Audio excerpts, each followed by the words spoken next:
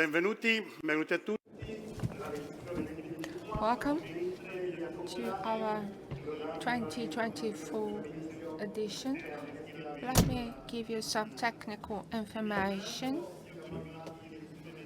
This is our 2024 edition, and 2024 is the year of the Olympic Games, which is so important for all those love sports. In this community, we have many high-level athletes. I have three names that I want to share with you.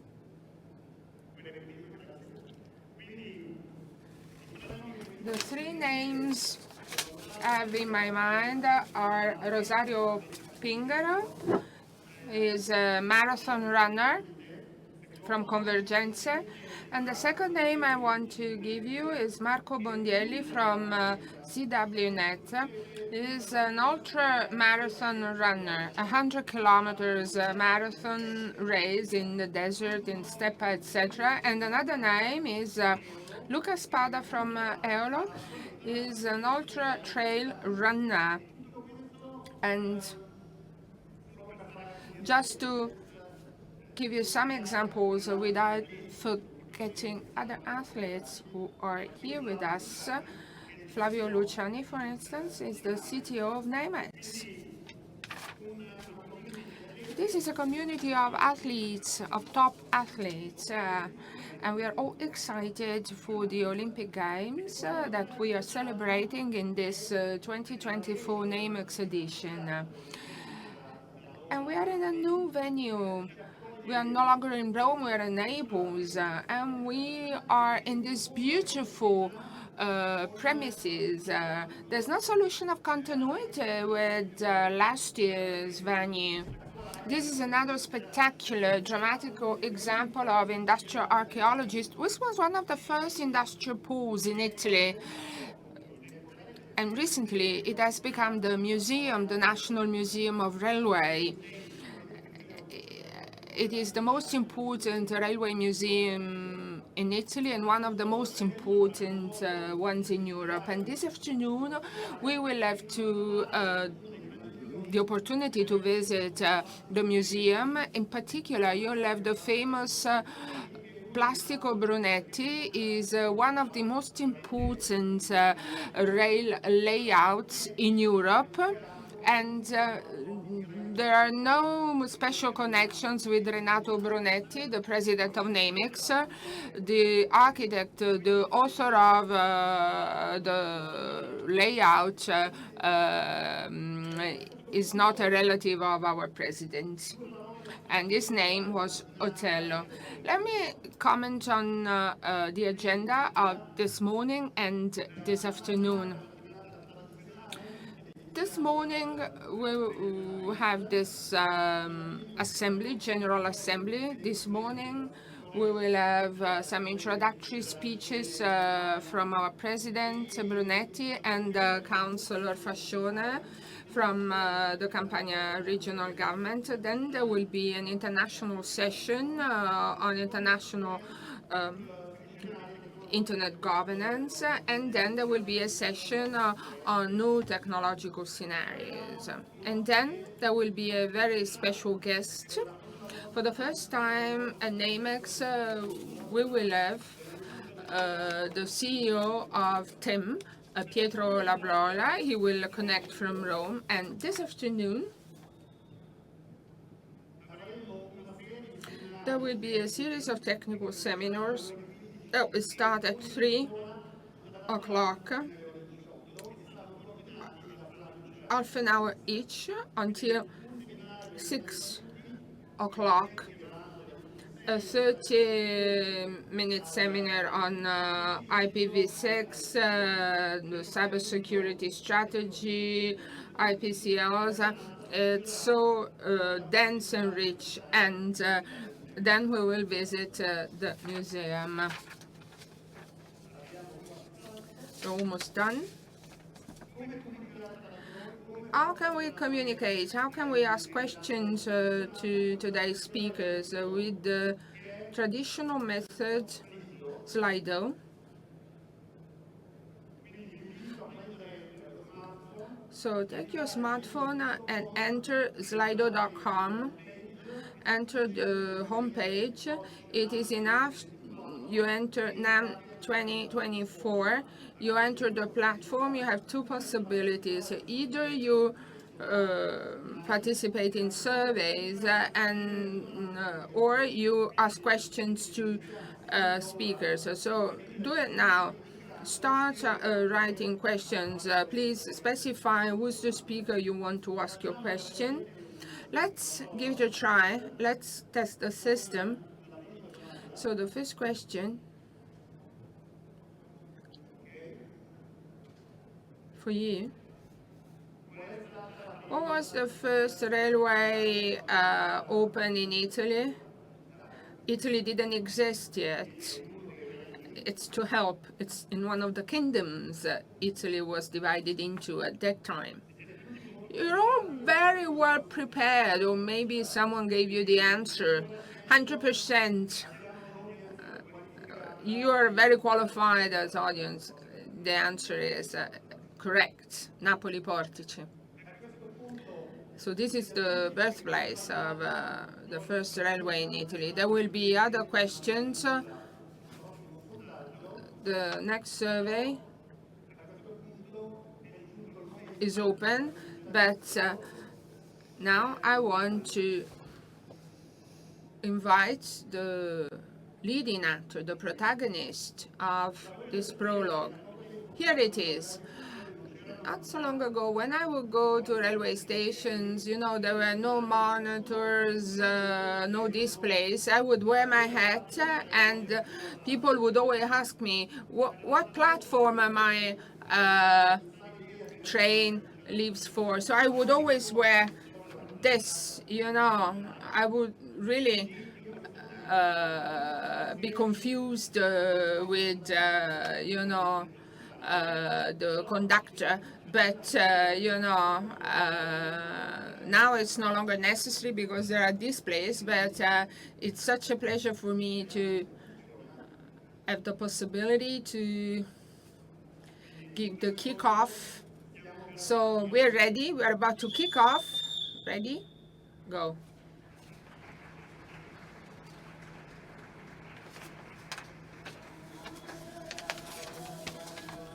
There are places that you go to and once is enough. And then there's Napoli. Il suo carattere dipende dal suo luogo, dalla geografia, da quella bellezza sfrontata. La vera grande capitale nella penisola italiana è Napoli, perché è stata la grande capitale di un grande regno. Questo potrebbe diventare uno dei centri capitali del Mediterraneo di domani, e il Mediterraneo di domani è comunque uno dei luoghi più importanti del globo terrestre. D'amore e femmina, chi è nato a Napoli ci vuole morire. Sì, è così. Il telefono è un prolungamento dell'orecchio, la televisione è un prolungamento dell'occhio, l'automobile è un prolungamento delle gambe. Internet potrebbe essere un prolungamento del cervello. Quando noi attraverso il computer ordineremo da mangiare al salumiere, quando noi avremo dei rapporti con gli altri tramite il computer, quando entreremo nelle case, nella vita privata degli altri, questo succederà fra alcuni anni, a questo punto cambierà la società, cambierà il nostro modo di vivere. L'importante è mantenere dei valori. Se noi manteniamo dei valori, questi non ci li potrà toccare nessuno, nemmeno la virtualità, nemmeno la medialità, nemmeno il CD-ROM, niente.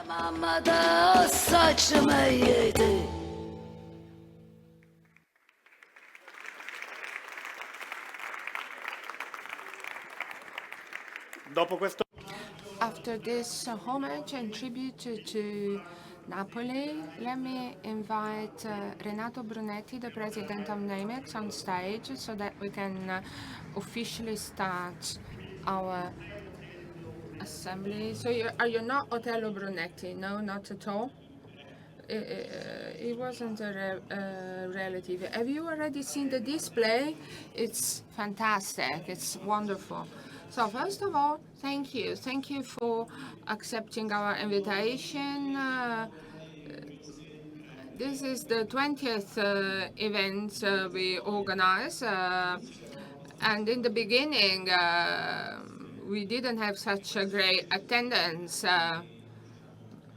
Now,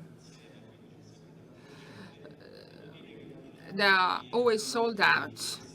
Apart from the topics that we dealt with, this event is an opportunity to meet, to network. It's a business meeting. This is a community that works with the wholesale part of our industry. In these kinds of meetings, we meet, we exchange views, opinions, and lots of things that happen. Today we gathered in this beautiful venue. It's the first time I visited. It's so moving to be here in the midst of history. It's an industrial site. This was an industrial factory. It was huge. And this event, as Cristoforo has told us, is divided into two parts, the morning and the afternoon session. And the main topic is no frontiers. You know, our sector, our industry is going through a transformation historically. There is a separation of the network from the rest of the business. Netco and team, we have talked about it for 20 years now. It's happening, and then there is an acceleration, you know, faster and Vodafone and mergers, etc. So what's going to happen in this industry? You know, many new things will happen, I'm sure. It's not only financial transformation anyway. There are lots of technological innovations that are taking place, that are in the pipeline now, and this has an impact on the supply side. Companies have new spaces to explore. There are not so many margins to gain, you know, in this industry. So financial streamlining and organization, separating infrastructures from services, and services will have to, you know, expand, and technologies are fundamental.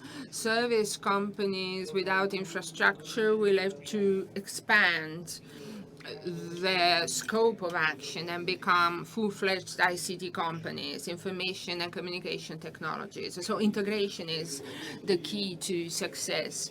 I think that this is what's going to happen. Very simple infrastructures and service companies that have to become more skilled and qualified and gain new technologies and have something, you know, had their voice heard on the service business sector in the telecommunication field. So what can we do? I mean, we can be helpful.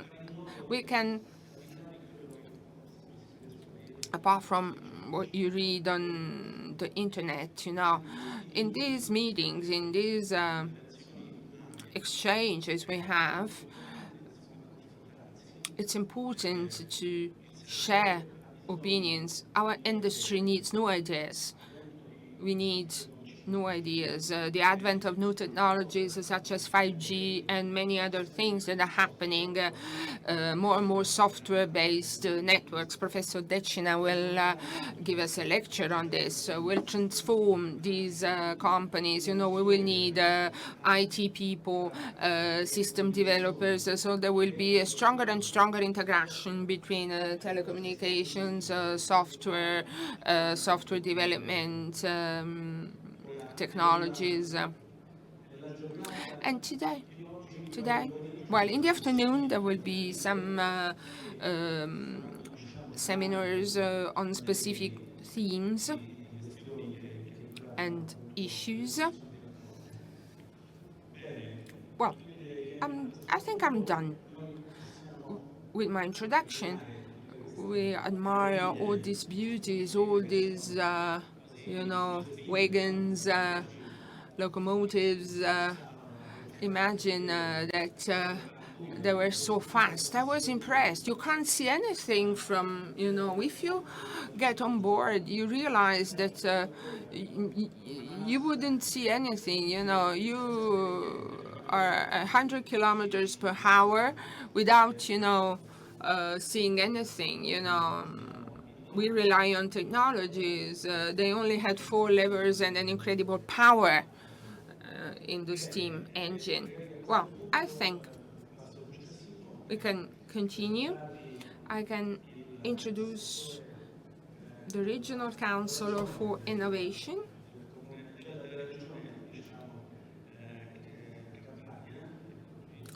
Here in Campania, Mrs. Fascione.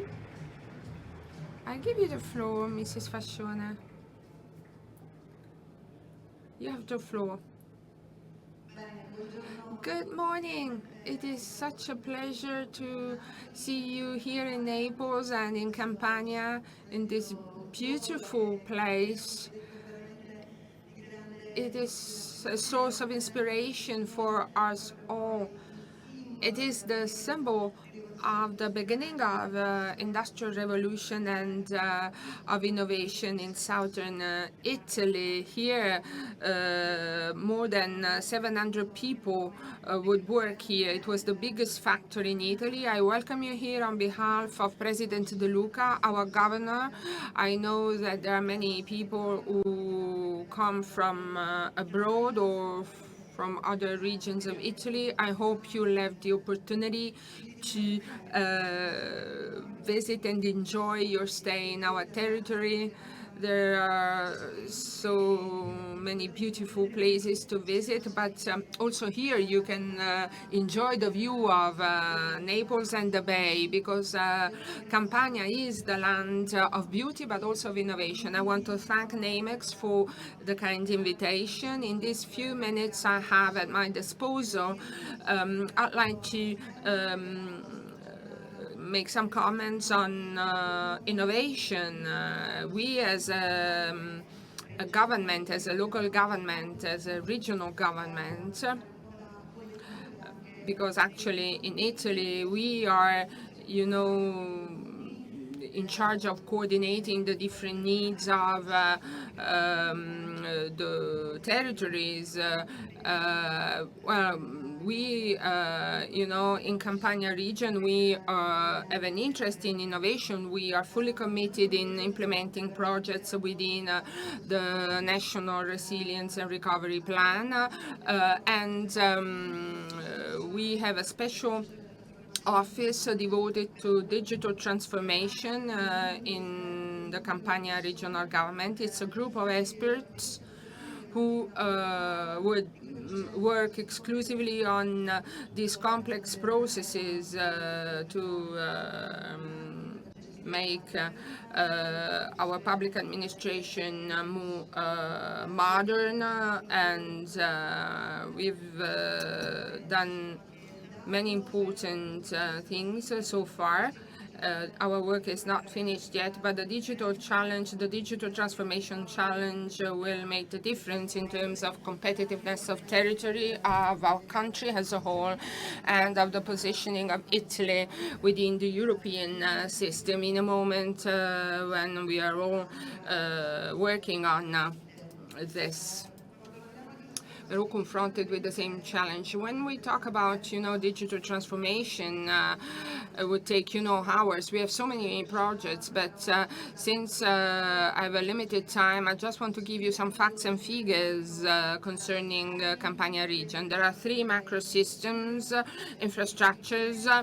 So where are we in terms of connectivity and platforms? What we are doing in terms of delivering faster and faster services and how to improve access for citizens, and also what we do in terms of digital skills. I can't go through the whole list of our projects, but the biggest ultra wideband project has been implemented. Now all the big connectivity programs are included in the National Resilience and Recovery Plan. We have a special plan for the connectivity of schools. We are halfway through with 730 schools connected. 600 have yet to be connected, and then we are also implementing the 1 giga plan. We have connected half residents. We are lagging behind with the 5G connectivity, and we are pretty well positioned in terms of the connectivity of hospitals. You know that in Italy there is a plan to improve the connectivity of all hospitals. We are almost halfway through with over 50% of the hospitals connected, and there is another plan about connectivity, which is not included in the National Recovery and Resilience Plan. It is a regional plan. We will also connect AV spokes railways. We will have a proprietary infrastructure, and interestingly, this experiment, this service is involving many startup companies through the open innovation platform of the Campania region. And then let me give you some information on the National Resilience and Recovery Plan projects. In this moment, we are implementing the migration to cloud, the measure 1.1 and 1.2. The connection with the strategic plan, the national strategic plan, and our local health units, our hospitals are also being connected, and we are almost halfway through. This work is continuing. We started in December. The contracts have all been signed and entered. Projects have been developed, and they are being implemented. It is a program that is worth 240 million. There is another program for the migration to cloud within Mission 6. It is managed by the Ministry of Health. Many companies have participated, and many hospitals as well have participated. And we are working on the digitization of medical records.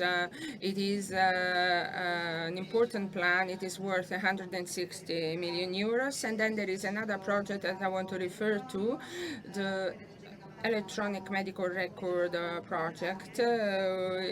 Campania is one of the best performing regions in Italy. It's a pleasure. We have worked very hard. In the beginning, we were lagging behind, but we caught up our delay. And now we are implementing a project that is worth 34 million for the training of the hospital staff. We are working with SOGEI. Citizens can connect, can access to our portal, and will find all their data certified by SOGEI. This is our involvement in the projects within the National Resilience and Recovery Plan. In this region, we have this portal devoted to health, so citizens can access to the portal and find all the data they need, or they can reserve specialists consultations that can be referred to visit, and there is also another activity. We will open 250 digital centers in the region. Citizens will find support to acquire new skills, new information, because we have to bridge the gap, the so-called digital divide. I was very fast. I know I didn't give you all the information you wanted, but I hope I was pretty exhaustive, and I will thank Valeria Fascione for this introduction. Cristoforo, thank you. Well, thank you, Renato. So this is the first panel of the morning.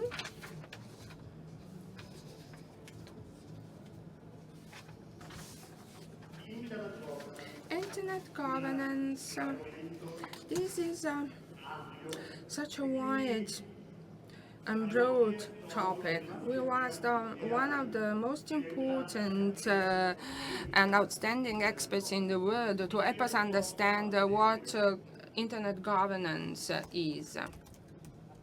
This is his answer. It is a complex topic. It has to do with the way internet is managed, regulated, and controlled. And there are many stakeholders involved, institutions, scientific community, civil society, companies, and governments. Who's the expert we asked? ChatGPT.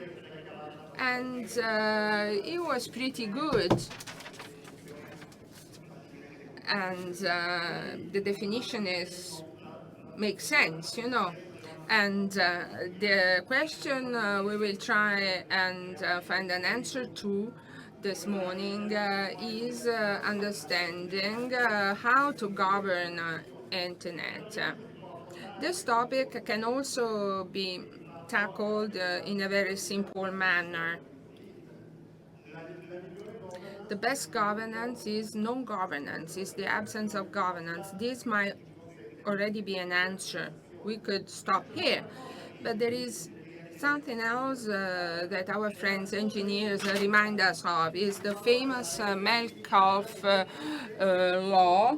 Metcalfe's law states that the financial value of a telecommunication network is proportional to the square of the number of connected users of the system.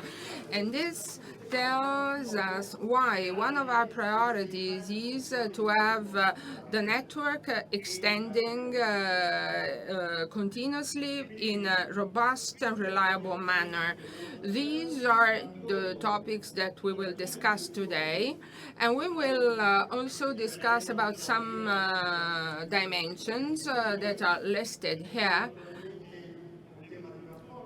Performance. The only problem is having a network that works and is reliable. But there is also privacy. This means that we shouldn't intervene on the network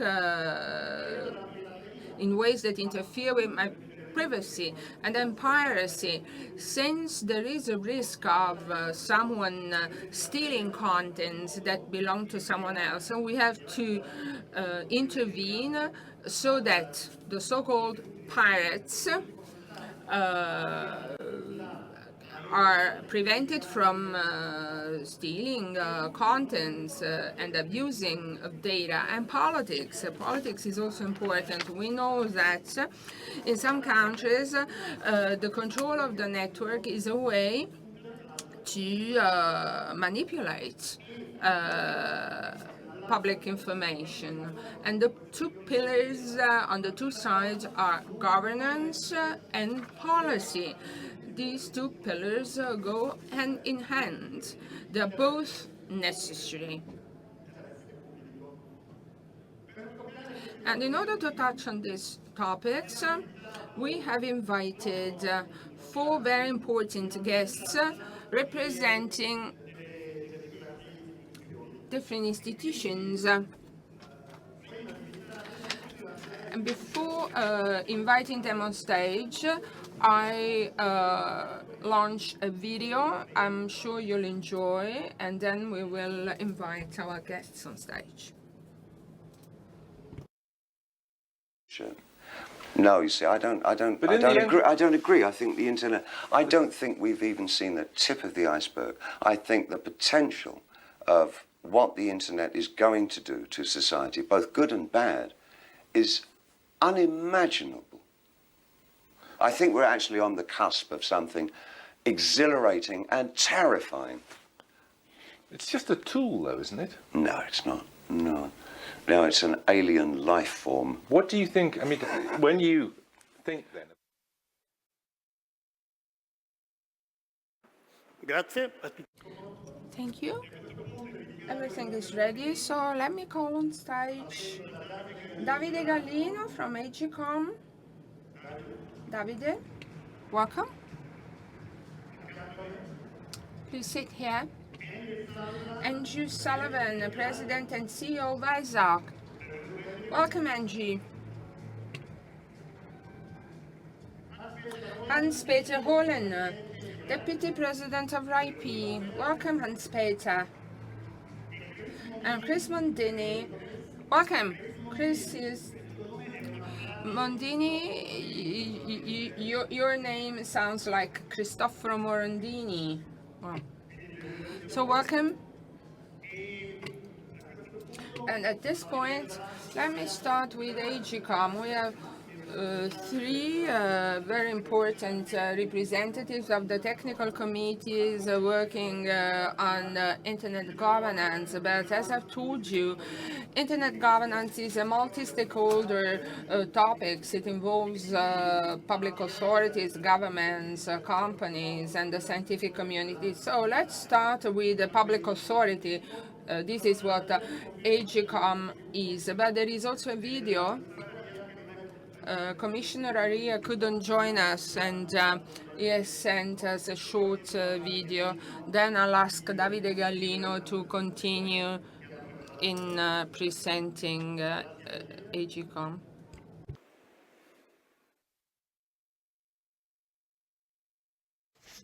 Buongiorno. Good morning. I want to welcome you all.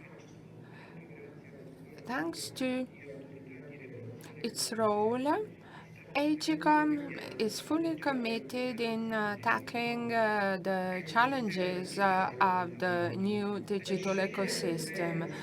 European and national regulation has entrusted EGCOM with new competencies, the digital transformation of businesses, the new directive on copyrights, intellectual properties, and there is also the Digital Service Act that is a list of obligations for digital platforms. And we also have to consider the risks for consumers. There is also a new act on the digital services and the new Media Act that have an impact on our activity. There is a faster and faster convergence of television services and media services on the internet. Two other important regulations are impacting our life, European Media Act and the regulation on artificial intelligence. EMFA wants to find a new regulation of media in the digital world. It tackles the issue of the liberty and freedom of the media.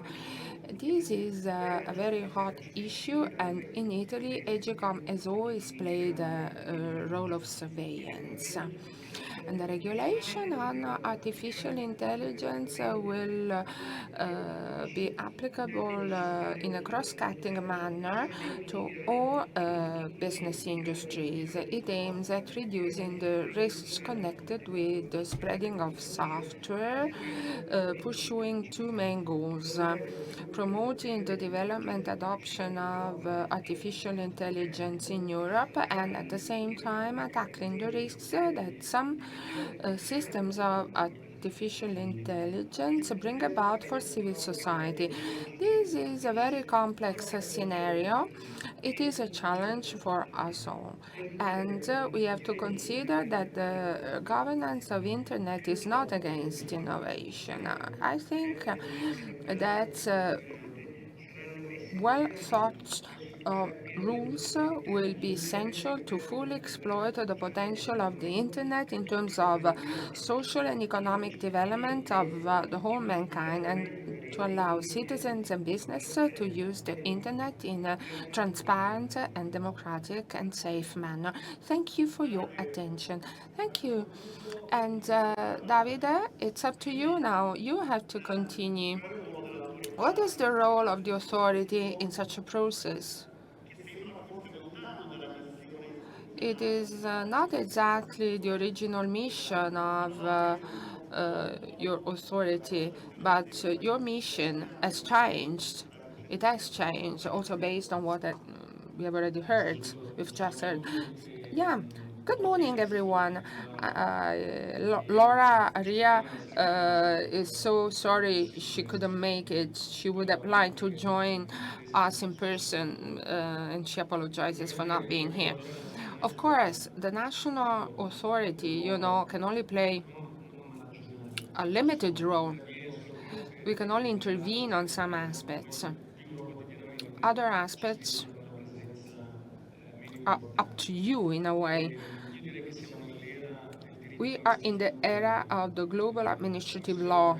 The European Commission in particular has produced a series of documents, in an almost no-stop cycle to try and manage the transition from regulation based on the anti-monopoly economic concept to a new set of regulations. Last week, the Council of Ministers, discussed about,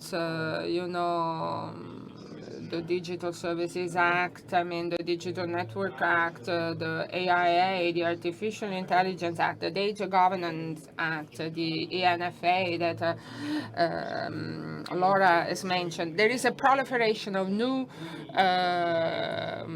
regulations, new bodies, the body for the transparency of algorithm. It sounds exotic or mysterious or cryptic, They also have strange names. So there is this administrative reaction, this production, this proliferation of new rules, new regulations, and the creation of new entities, new bodies at the European level, and then as a chain reaction, also at national levels. There are other things that we have to consider where you're using regulatory sandboxes, spaces where you can experiment. And in the field of cybersecurity, the challenge is managing a multi-stakeholder environment, and we have experts here. They live this reality every day, and we have to combine this with the presence of states that organize malicious attacks. I don't want to say piracy, but they attack on the democracy as we know it through misinformation, hacking the internet, etc. So this goes very much beyond the role of a regulator. And I can, in their life, they've evolved from a private entity with a public function to an entity that has a global impact. They have evolved. They have shown how to evolve. They have managed the different challenges. They have a much wider scope of action than our scope of action as regulator, national regulator. Anyway, apart from the proliferation of rules and of bodies implementing these rules, what can regulators do? One of the questions we ask, can technical tools help us solve some of the problems we are confronted with apart from the regulation? Let me make an example. Spotify and Disney are evolving towards an integrated offer of content. They have realized that fragmenting high-value content such as music or sports TV rights is detrimental to their business. They are developing new partnerships and so you see, we are not talking about technology. This is an economic evolution. And are these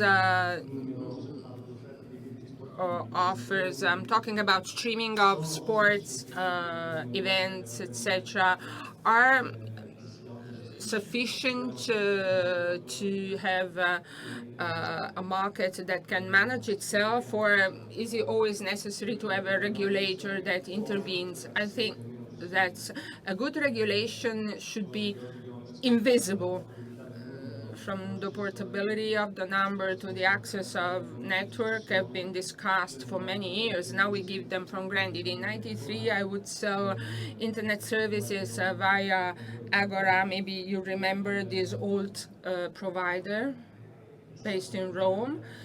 Many things have happened since, and many things have changed. And we are in the era of this global administrative law, but it has also a technical nature. National regulators apply European regulations, develop their own regulations. They can pay attention to the technical aspects, but all the problems that you live on a daily basis cannot be managed through regulation. It takes a market that is effective, efficient, and can evolve in the good direction. Let me understand whether we have to forget AGCOM as we know it. In our imagination, you are those who would define the prices, you would set the fees, who would guarantee the transparency of the fees. Nowadays, there are only two markets, so we shall forget that AGCOM.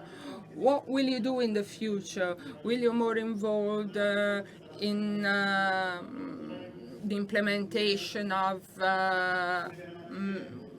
European measures, decisions, regulations taken at another level? What should we expect? We have already changed over time. We started as a telecom authority, then the post office, then copyright, intellectual property, and then secondary ticketing, and then more skills and the role of digital coordinator, antitrust, privacy. This is the new scenario. This is the new frontier for you, digital coordinator. Yeah, absolutely. And of course, we shouldn't forget also the Agency for Cybersecurity and the role of AGID, etc. There are so many regulators, also at an European level. So there's been an evolution of the bodies, entities, and there is a stronger and stronger integration through the role of digital coordinator. This is what's new in this governance chain. Yeah, this is interesting because there is a proliferation of agencies. Who will coordinate them? Maybe we will talk about this in the next conference. So shall we move to our foreign colleagues? David Bowie in the video was saying that the internet is not a tool. Internet is an alien world, and the White Duke, of course, was right, but maybe he was also wrong. The internet is not an alien world, it is our world, and it is a world where we are bolder, we are more courageous, we are funnier, we are more creative, and we are even, meaner because we are brave enough to say something that we wouldn't dare to say in person. But actually, the internet is our world. So dealing with the governance of the internet means dealing with this world. It is as if we had to analyze a new social contract. It was very popular in the 19th century, and nowadays this is the new frontier, because we have to discuss what we do in our societies. We have three important guests, top experts, who they are those who give an idea of the rules that allow the internet to work. Let me start with Andrew Sullivan. He's from Canada. Are you Canadian? Are you Canadian? So Canada is Europe in the American continent. You are the most European guys in the American continent. You are as European as we are. You are English and French. You are the new frontier of Europe, we remember.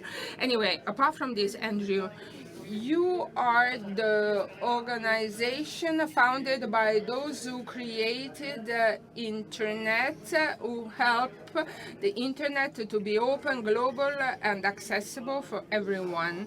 And you have recently published a document, your strategy for 2030, the Internet Society's 2030 strategy. So my first question for you, Andrew, is what are the pillars of this 2030 strategy? They tell me that you can't hear in the back rows. If you wear headsets, you should be able to listen both Italian and English. So, Andrew, what are the pillars of this 2030 strategy? There will be 3 rounds of table. We have a countdown. So you have the floor, Andrew. Tell us about this strategy 2030. Thank you. Thank you very much. And I'm sorry, but my Italian is non-existent, so you're going to have to listen to me in English. The fundamental problem that the Internet Society faces is really to make sure that the Internet remains.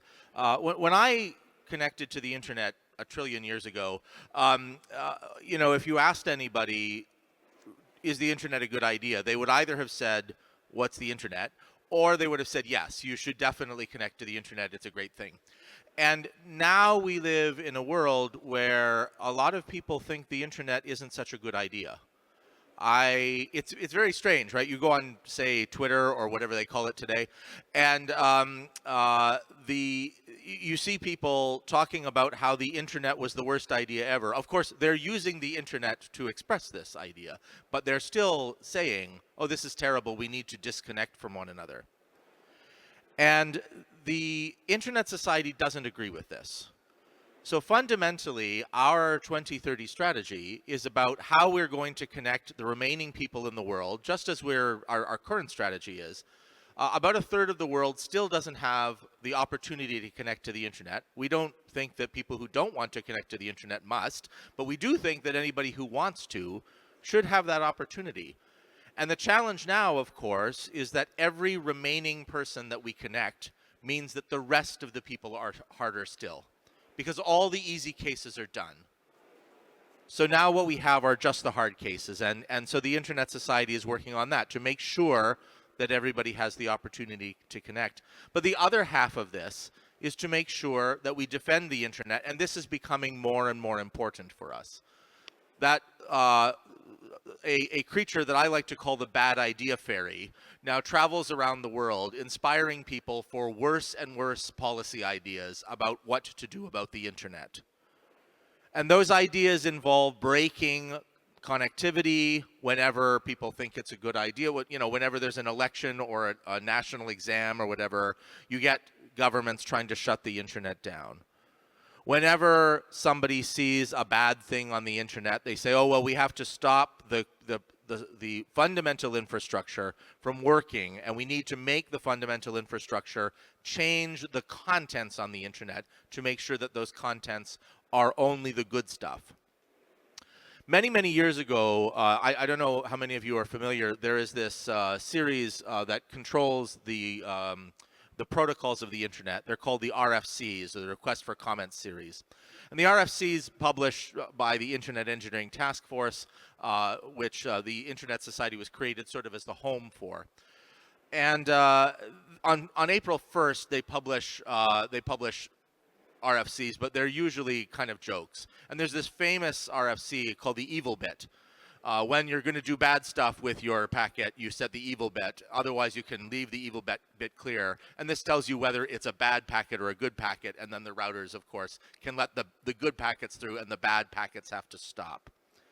This is, of course, ridiculous because the bad people are never going to set the evil bit. That's sort of the point of doing evil. However, governments seem more and more to want us to implement the evil bit so that we can tell, oh, is this good stuff or is this bad stuff? And that is not the way good internet policy is going to work. And so that is a big part of what we're trying to prevent. Ok, grazie Andrew. Quindi Andrew è il più grande sostenitore della legge di Metz. Andrew is the biggest champion and supporter of the Metcalfe law.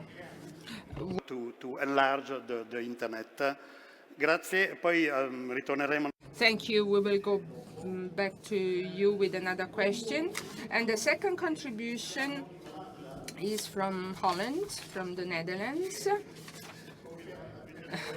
And Peter is from Holland, definitely. Actually, in the internet, there's no nationality, but we all have our background. I think it is nice.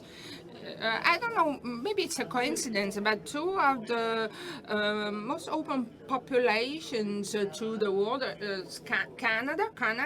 Canadians have always been open to the others, to other cultures, and the Dutch have always been open to the world. A very small country, tiny country, they have conquered the whole world with business and trade. So, and Peter can help us understand the real value of the internet, but it is not this the question. Actually, I want to ask you about an experience you had in when there was, the beginning of the war on Ukraine. The Ukrainian government asked you to stop to block the IP domains, the IP addresses. Tell us exactly what happened and what you did, actually. Thank you so much for that. Just a small correction. I live in the Netherlands, but I'm actually from Norway.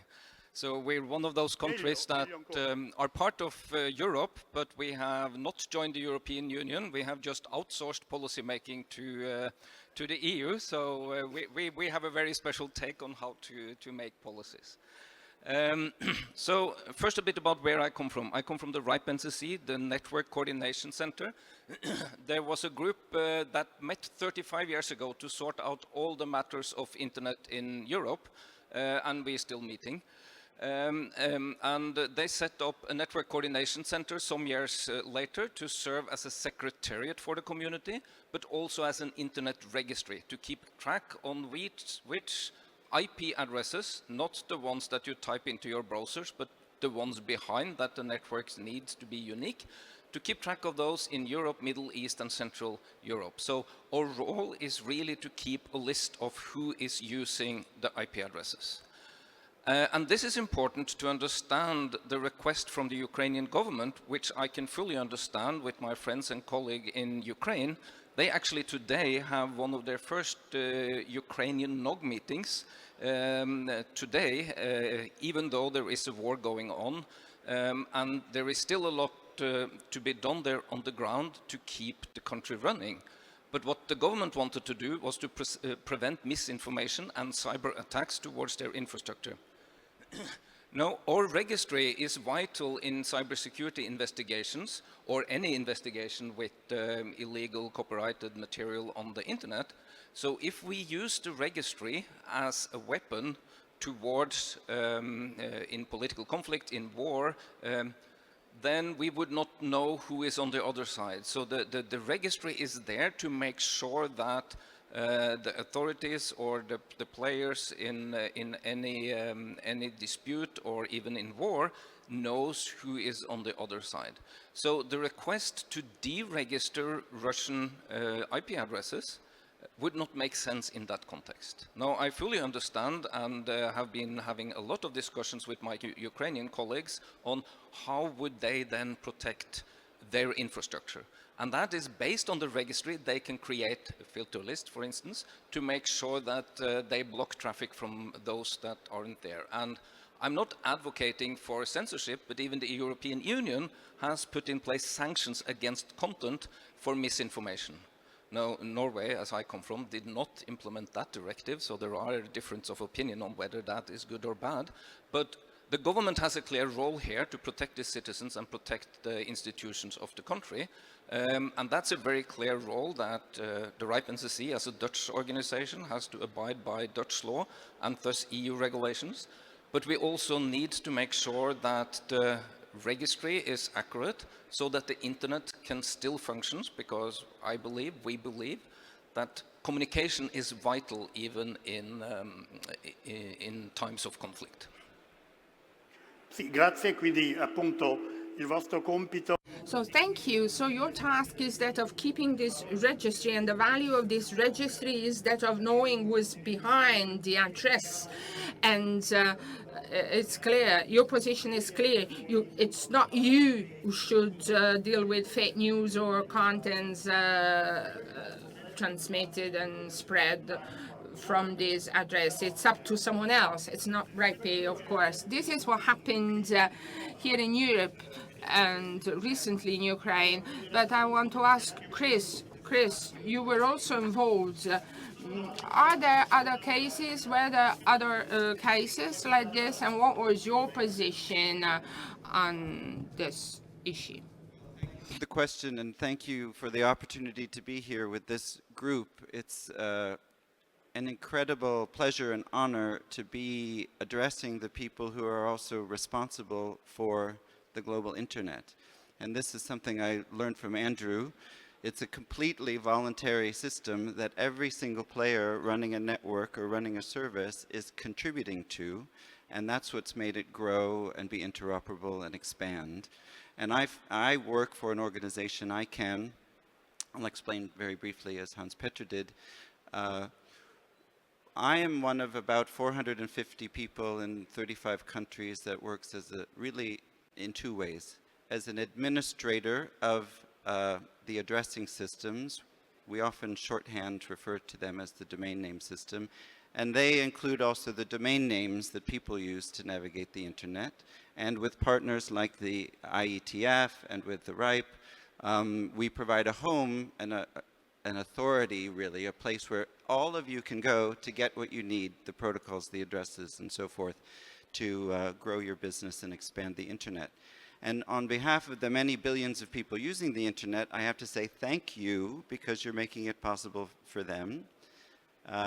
But also, I do want to also emphasize that we all depend on each other, so we depend on them as well. Well, to your question about what I would say are geopolitical conflicts and difficult requests, they happen all the time. Like the RIPE NCC, we received almost an identical letter, and this is a case that was very public. If you can imagine, I was attending the Mobile World Congress in Barcelona when the letter arrived, so we had telecoms ministers from around the world. Bombs were raining down, people were dying. It was a very fraught, very dramatic, tragic moment. And yet, we had to remind everybody involved that this multi-stakeholder governance model that we described, that ChatGPT described so well for us, it includes all the governments. We have 188 governments sitting on a governmental advisory committee. They sit on equal footing with the businesses and the technical experts, also civil society, also the users. Now, even governments who are sometimes very critical of a private sector-led or a multi-stakeholder model are sitting within our advisory committee. If every government you can name that seems to not like the internet too much is sitting there. So the moment that one government would feel that they had sway over the system by asking the CEO to remove infrastructure, diminish service, the very next day, the entire model would collapse. There would be no trust. It would become completely politicized. And so we, as Hans-Peter, had to explain very carefully that we are for connectivity, we are for the interoperability and the expansion and really the right of individuals to connect with each other. And we had to decline that. We do get other similar requests. They're not often public, but this is essentially the response to all of them. Sì, il punto fondamentale che hai citato. It's important what you said about, the idea of trust. You have to guarantee that people can trust the internet, the network. One of the ways you can guarantee that the network is reliable is being as neutral as possible. And thank you. And now let me ask you to show my slides because I have a surprise for Andrew. Andrew, this is for you. They're coming. No, not this one. Go back. Internet governance. You have to go back. Internet governance. One more. Yeah. That. Stop. I have the power. I have the control. Andrew, ready? No, non questa, quella indietro. Questa qui. So this is the one. This is the map of the shutdowns. These guys, for a strange reason, map all the shutdowns of the internet globally. We are not online, but in this moment, and you can see it from the balls, the orange circles, the ongoing shutdowns. The purple one are the latest. I mean, there is an area of concentration, of shutdowns. They are generated by someone. They do something very interesting. You only count them, but you also look at what's behind these shutdowns, these micro shutdowns. Can you tell us something about this map? Can you give us reasons why these shutdowns are happening? Can you imagine what happened in Gaza recently? After October the 7th, and the Middle East is a very hot area from this point of view, but it is not only happening there. It's not only Palestine. So Andrew, tell us. So this map it's a little bit tricky. These are cases where a government has on purpose ordered or otherwise intervened to turn the internet off within the geographic area. So it's not cases where you just had an outage. We don't count cases where we're pretty sure that it's just an accident or something like that. We generally try to count, for this map, try to count cases where somebody has intervened on purpose to turn the internet off. And there are lots of reasons that people give for this. Sometimes they say it's because there's a national exam and people are going to cheat. Sometimes they say it's because there's an election and you can't have people talking about the election during the election or something. I don't know. There are a lot of reasons why people give for this. But every one of these we regard as a very serious attack on the functioning of the internet. As Chris was saying, The internet, I don't think I need to tell anybody here this, the internet is a voluntary system. You participate because it's your network and you get some value out of it, and so you participate in it. And what that means, of course, is that the internet is an emergent system of all of the participating networks. Well, if that's the case, then every time you turn the internet off, you, in some geography, you erode it a little bit. You hurt it. And unlike the light, if you turn the light off, if we turn this bright thing that's in my eyes right now off, and we could turn it back on, and it would just go back on. But I think many of you will already be aware that if you turn the internet off in some geography, the very first thing that's going to happen is that the people who are operating services inside that geography are going to take the services out the next time they have an opportunity. Because it's expensive to operate network infrastructure, and you don't want to do it if the thing is up and down, and now it's up again, and now tomorrow it's off, and I can't operate my thing, and I was trying to do a network upgrade, and I was trying to fix my service, and now it's off in India for some reason because they decided, oh, there's an exam this afternoon. Well, that's not a way to run the internet. And every time somebody does this, it erodes the internet, and we're trying to make this point to the kinds of authorities who are ordering these shutdowns, because they don't seem to understand the damage they're doing. I genuinely believe that if we could get the message across, many of these governments, some of them will turn it off because they just don't like it. But some of them will turn it off because they're just making a mistake. And I think if we can teach people the consequences of this, in particular the economic consequences, because we have another tool that analyzes what we call the net cost. Mi hai bruciato la domanda. You anticipated my question. Andrew, te l'avevo detto. I told you, no. Perché hanno anche because they also have another tool to assess the economic impacts of these shutdowns. But how do you measure the economic impact of the damage produced or caused by even a very short shutdown? This is still for me, but this thing died.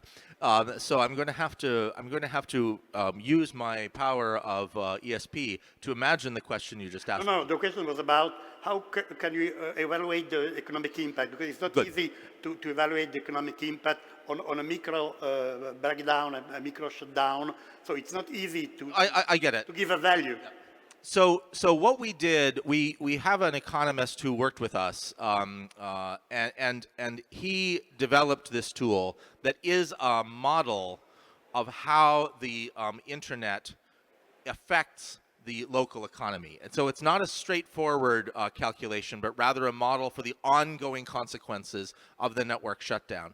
And we modeled the way in which the shutdown causes the network effects to diminish as compared to the way that the network effects cause economic growth. It's a short-term impact. It's a short-term and a long-term impact. Okay. So we try to do a mixed bag. It's always very difficult in economic analyses to boil this down to one number, but that is what we try to do in order to give people a flavor of this is costing you real money. And I think that is the main goal that we're trying to do, to bring this across to policymakers so that, people like the operators here can continue to grow their businesses. Yeah, thank you. A questo punto è una piccola provocazione. And now at this point, I have a provoking question. Based on the request of the Ukrainian government, they said no, it doesn't make any sense. The value of the network is the network itself. If I start filtering, blocking bits of the network, it's the whole system that can crumble down. And as Andrew was saying this morning, those who pay the biggest cost are those who live in those countries where there is the shutdown, because they will not have direct access to information and network resources. Anyway, a committee of experts, when you said, no, we are neutral, we don't want to intervene, a committee of experts said maybe we might intervene, it would be possible to intervene And I don't know whether you can read it on the screen. There was a list of proposals. Of the problem. E quindi che cosa secondo voi? So what do you think? Not necessarily your institutions, your organizations, but what do you think? Is there anything that can be done when there are actions that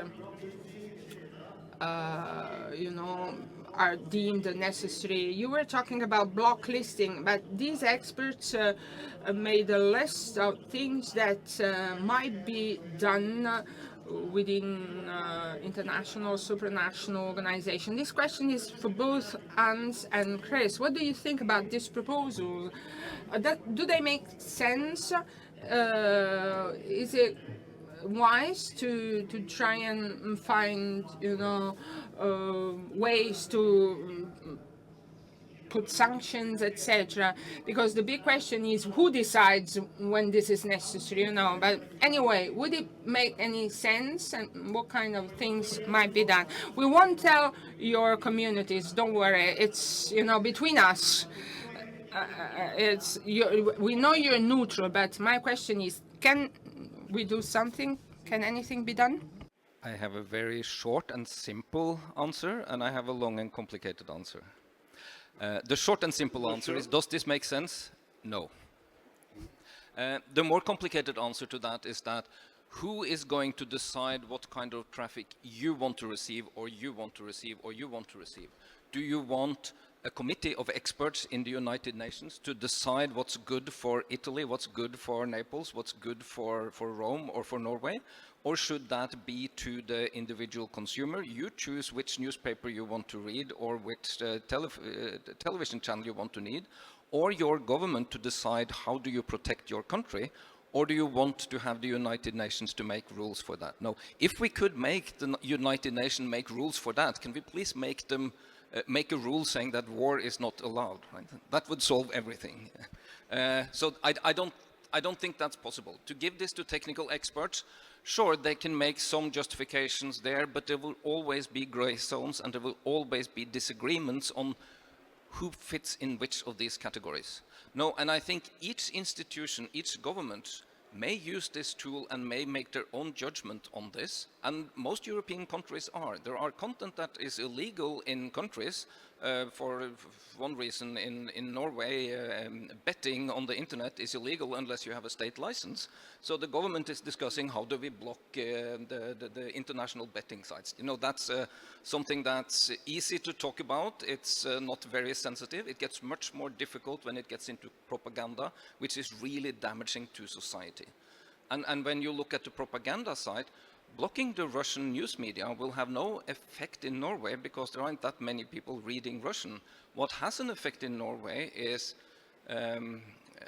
people participating in the debate on Facebook or the newspapers' discussion lines that are advocating for and using misinformation to view the political view that most of us thinks is completely insane.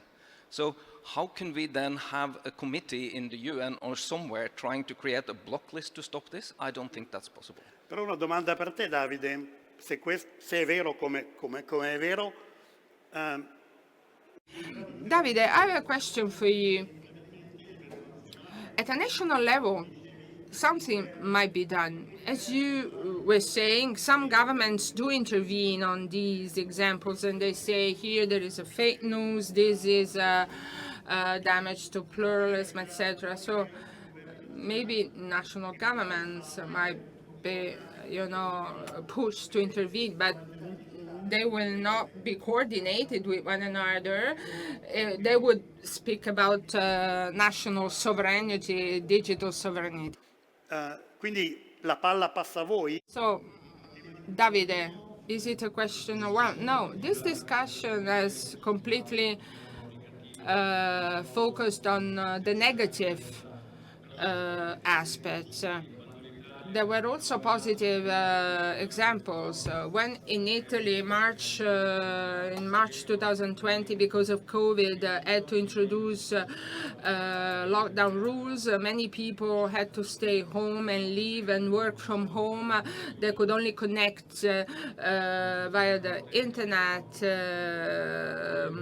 the external world. AGCOM invited technical experts and connectivity was guaranteed and made accessible to everyone. And there were examples of contrast of misinformation. The case of Russia today, for instance, at an European level, it was decided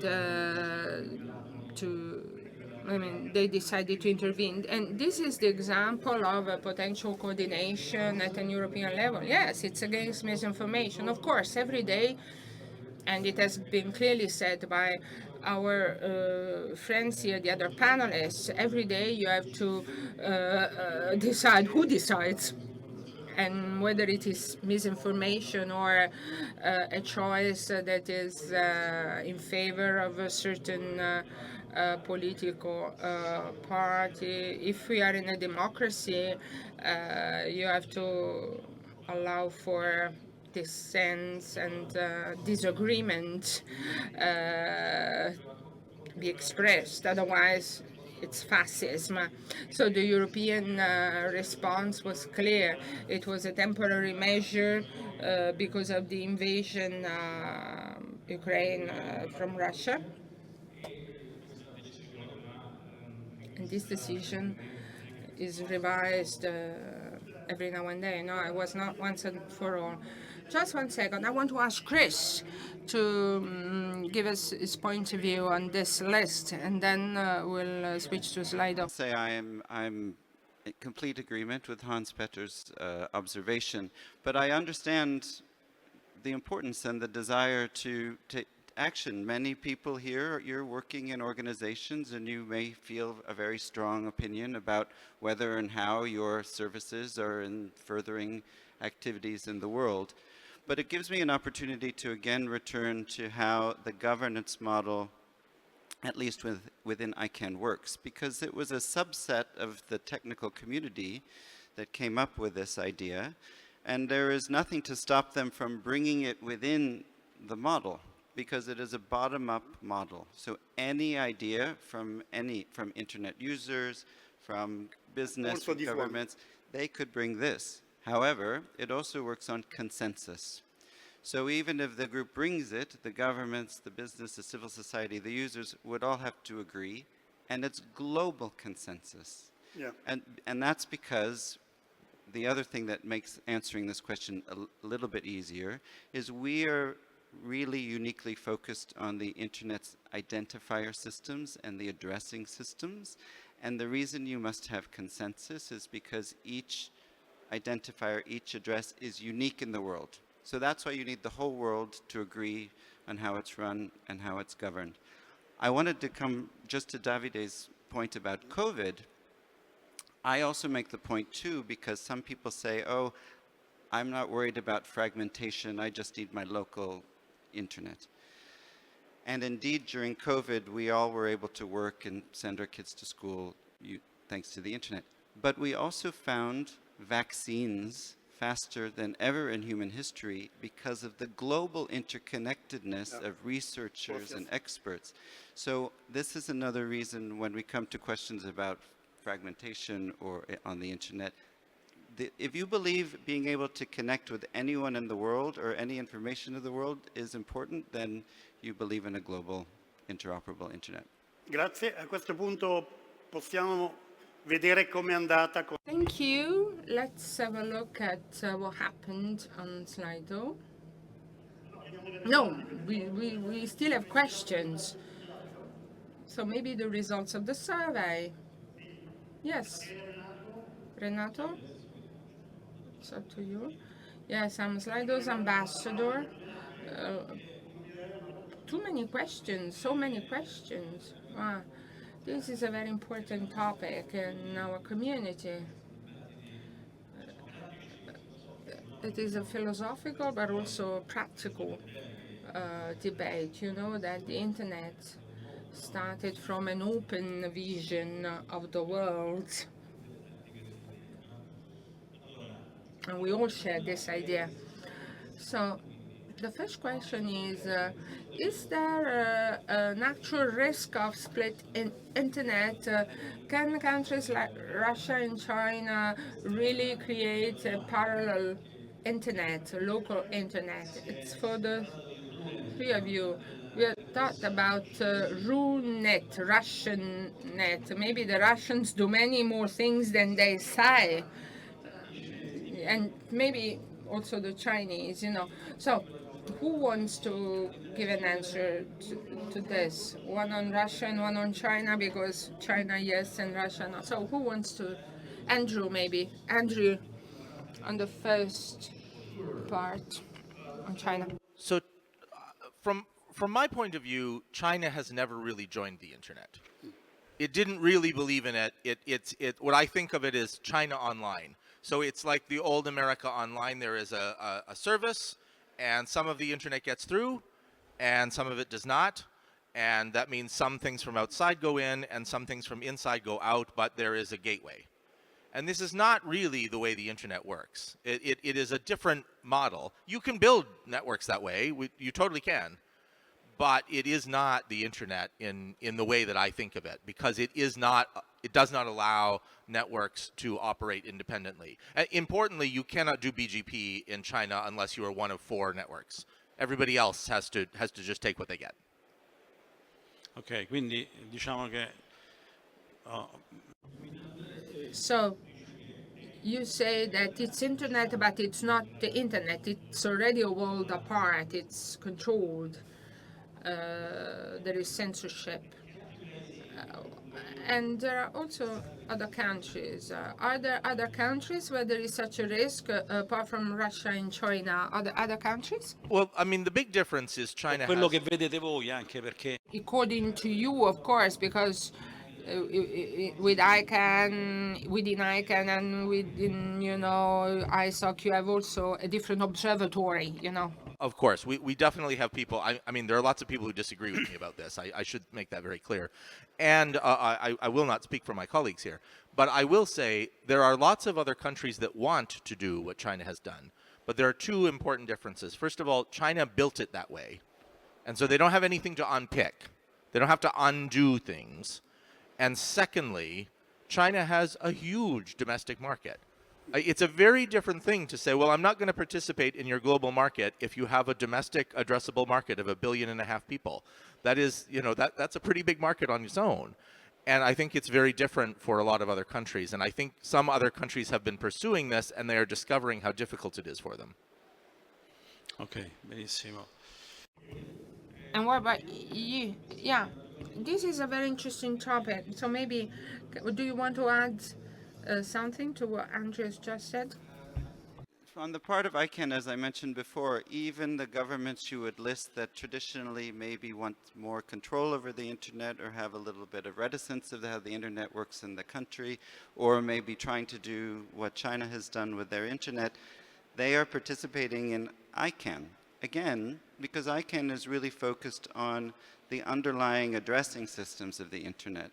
And there were times over the past, I've worked for ICANN for over a decade now, and not just China, but other countries would say, you know, we really like the internet, but we're thinking we will create a parallel addressing system so we can have the option to have our own internet. And again, as we said at the beginning, that's allowed because it's completely voluntary. So it's one of these, at the level at which ICANN operates, there is no fragmentation. There's universal agreement that we should use the same addressing systems. People come, I think, to learn about the model and learn about ways to seek more global consensus, to see what can be negotiated with other countries, and then maybe go home and take their own actions. I would like to also just briefly make a little publicity for this famous community, because there is an internet service provider constituency which is free to join. If you just want to be on the mailing list, you can be on the mailing list. You'll be connected with the foremost experts in DNS who are talking about issues like this as well. And our next large visible meeting is convened in Kigali, Rwanda. It is fully hybrid if you don't want to travel to Kigali. It's interpreted in 7 languages, sfortunatamente non in Italiano. But we do this around the world 3 times a year, and all of these discussions take place and are very interesting for those of you that would like to connect your sector and your industry with the work of organizations like ours. Ok, bene. Adesso una domanda, la terza. Mi sembra. Now, another question. It is ridiculous. What you mean to say was shutting down internet access? Do you agree? Questa è una domanda, diciamo, un po' più. The third question. So, yes, it is about what stopping the internet means. You can't stop the internet, you block the access to internet. And Andrew was saying that sometimes it happens by mistake. Because that list we have seen is quite impressive. Maybe you want to react to this question. Question number 3. You're talking about shutting down internet access. Ways to shut down the internet. The most extreme one is happening on the ground in Ukraine today with bombs, right? The infrastructure is bombed. The community in Europe stepped together and created a volunteer organization, Help Ukraine Connected, and they were driving network equipment, first and foremost fibers places, to get the fibers connected again. I mean, this is one terrible way of destroying internet access. On the other extreme, there are economic sanctions in the European Union to penalize entities that are associated with the regimes that the European wants to penalize. And we, the RIPE NCC, sponsored a research by a researcher, Faisane Badi, into this to describe whether or not these sanctions are effective. Because if there is economic sanctions on one of our members, I can still keep them in the registry, but they cannot, I cannot give them new resources, or they cannot transfer the resources. There are limits there. No, that in itself does not stop the connectivity, but it erodes trust in the system. So over time, this can lead to lack of connectivity of the network because countries do not trust the system anymore and wants to build parallel systems. So the sides here on well-meaning economic sanctions for good political reasons have side effects into the network that can have spin-offs, which is very different from the extreme things of dropping bombs and destroying the infrastructure, or governments making decisions that do not have internet this Friday because there is a national exam or an example. So there is no one size fits all in these problems. It's a very complex matter. Yes. Dobbiamo chiudere, però l'ultima cosa la metto io come battuta. Internet. And satellite internet, you know, the LEO network changes the rules. Do you agree? This is important. Poi magari Decina ci spiegherà dopo. Perfetto. Maybe Professor Decina will take the floor. Just 1 second before finishing. What is the internet you want? What is the feature? One word, the features of the internet you want. I have some proposals, but I won't share. Only one word. Ubiquitous. Ubiqua. Connecting everyone in the whole world. Connected. For everyone. Per tutti. Davide. Free. Thank you guys. Thank you. Let's thank our guests. Thank you. sta per arrivare il collegamento che tanto aspettavamo. Grazie Chris. We are about to start the connection, the video connection we were waiting for. We are 512 people without the staff. So thank you, all of you, for being here today. We've got a contribution, a video on an initiative which is important for many of us and many of you. And then we will be connected with Rome. Thank you. Quando si affrontano sfide importanti, il gioco di squadra è fondamentale, perché nessuno vince da solo. È così nel rugby ed è così nella ricerca scientifica. Ecco perché il tuo 5 per 1000 a Fondazione Teleton è molto importante. Con una firma sulla tua dichiarazione dei redditi, ci aiuti a vincere la partita contro le malattie genetiche rare. Dona il tuo 5 per 1000 a Fondazione Teleton. Insieme possiamo arrivare alla meta.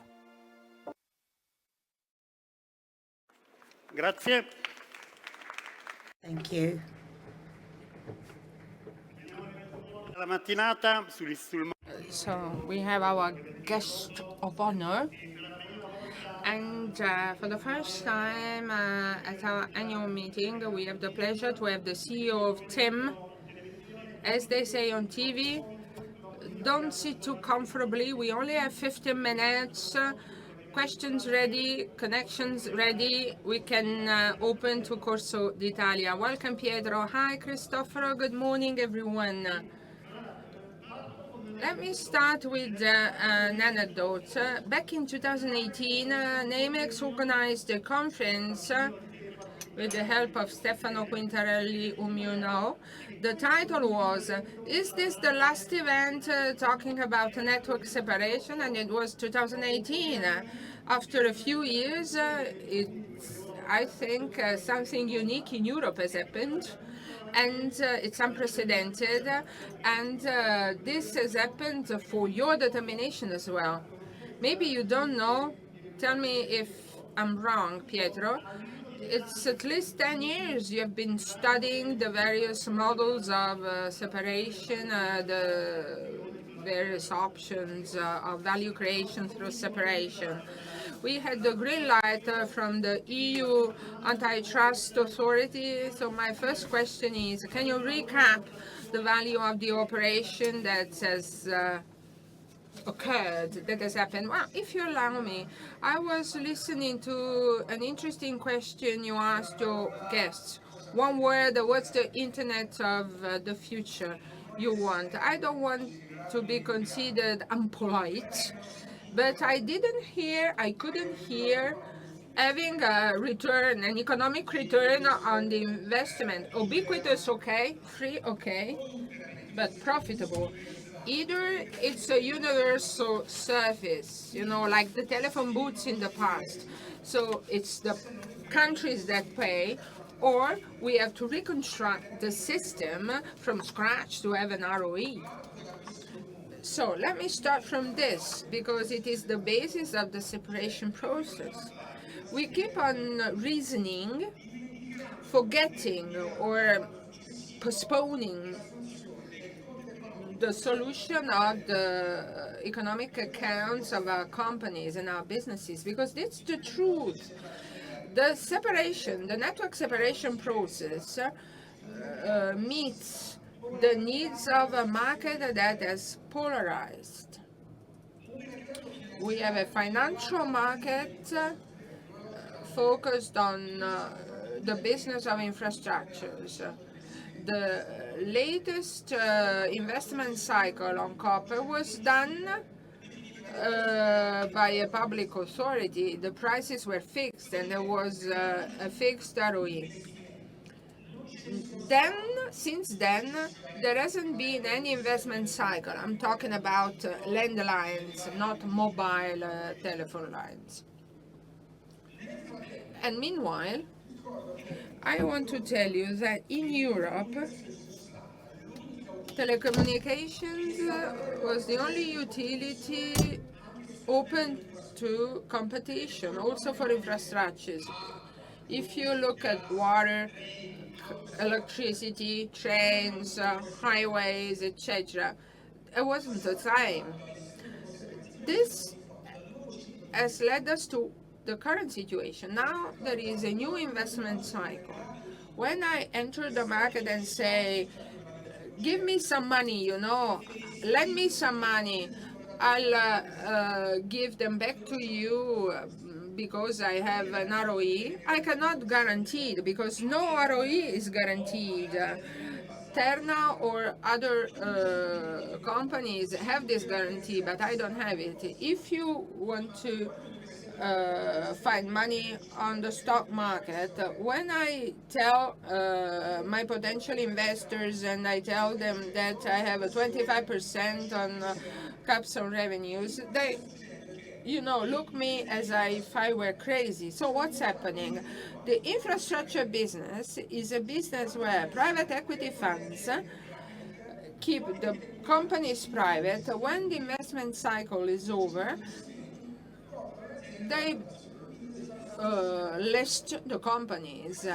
This is what's happening. So you can't have two business activities that are completely different within the same company. One is retail in a hyper-competition scenario and a wholesale infrastructure business. The model is different because it's a long-term ROE that you have to accept. In our case, we also had a very high debt. But Cristoforo, if you go around Europe, also in Liberty Global, they are also thinking about separating the network from the services. So it's not only us. It's interesting for those who listen to us. You're saying that the reality is based on three markets. The infrastructure market, with investors who accept to invest, provided that some conditions are guaranteed. Market of a mass market, let's call it consumers market to stay simple. So it requires some characteristics to stay competitive, and an enterprise market of subjects who need to have complex solutions. So there is no one single telecom market. There are three, absolutely. It is true. You have divided the market in three parts. You have the market of infrastructure, and maybe there will be more competition in the future between satellites and, our infrastructures. Mobile, yes, it's true. The fixed wireless access is not a universal solution that allows to meet all the needs. It is complementary with fiber, and also satellite is complementary. The more we go to 5G solutions, and the more you see that satellite and land-based telephone will need fibers. You'll ask what 5G has to do with fiber.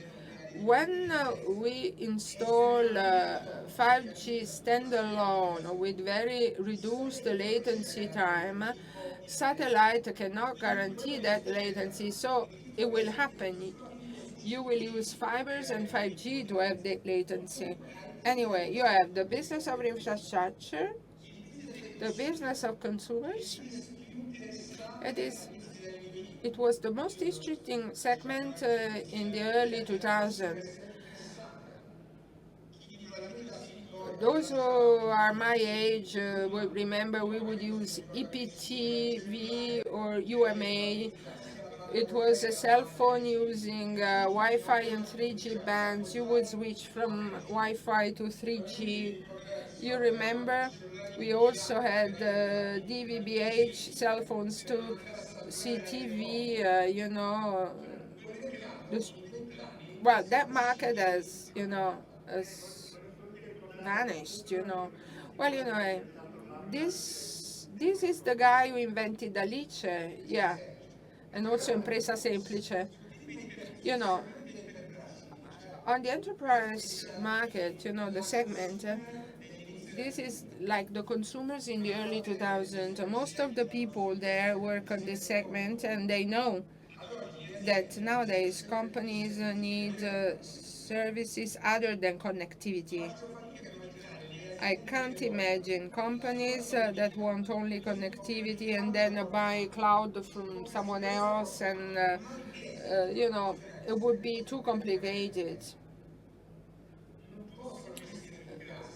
They, I mean, they have to have 3 different contracts, 3 different providers.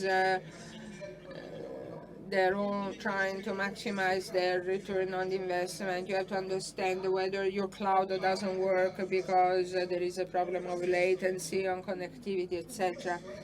So this market does not exist.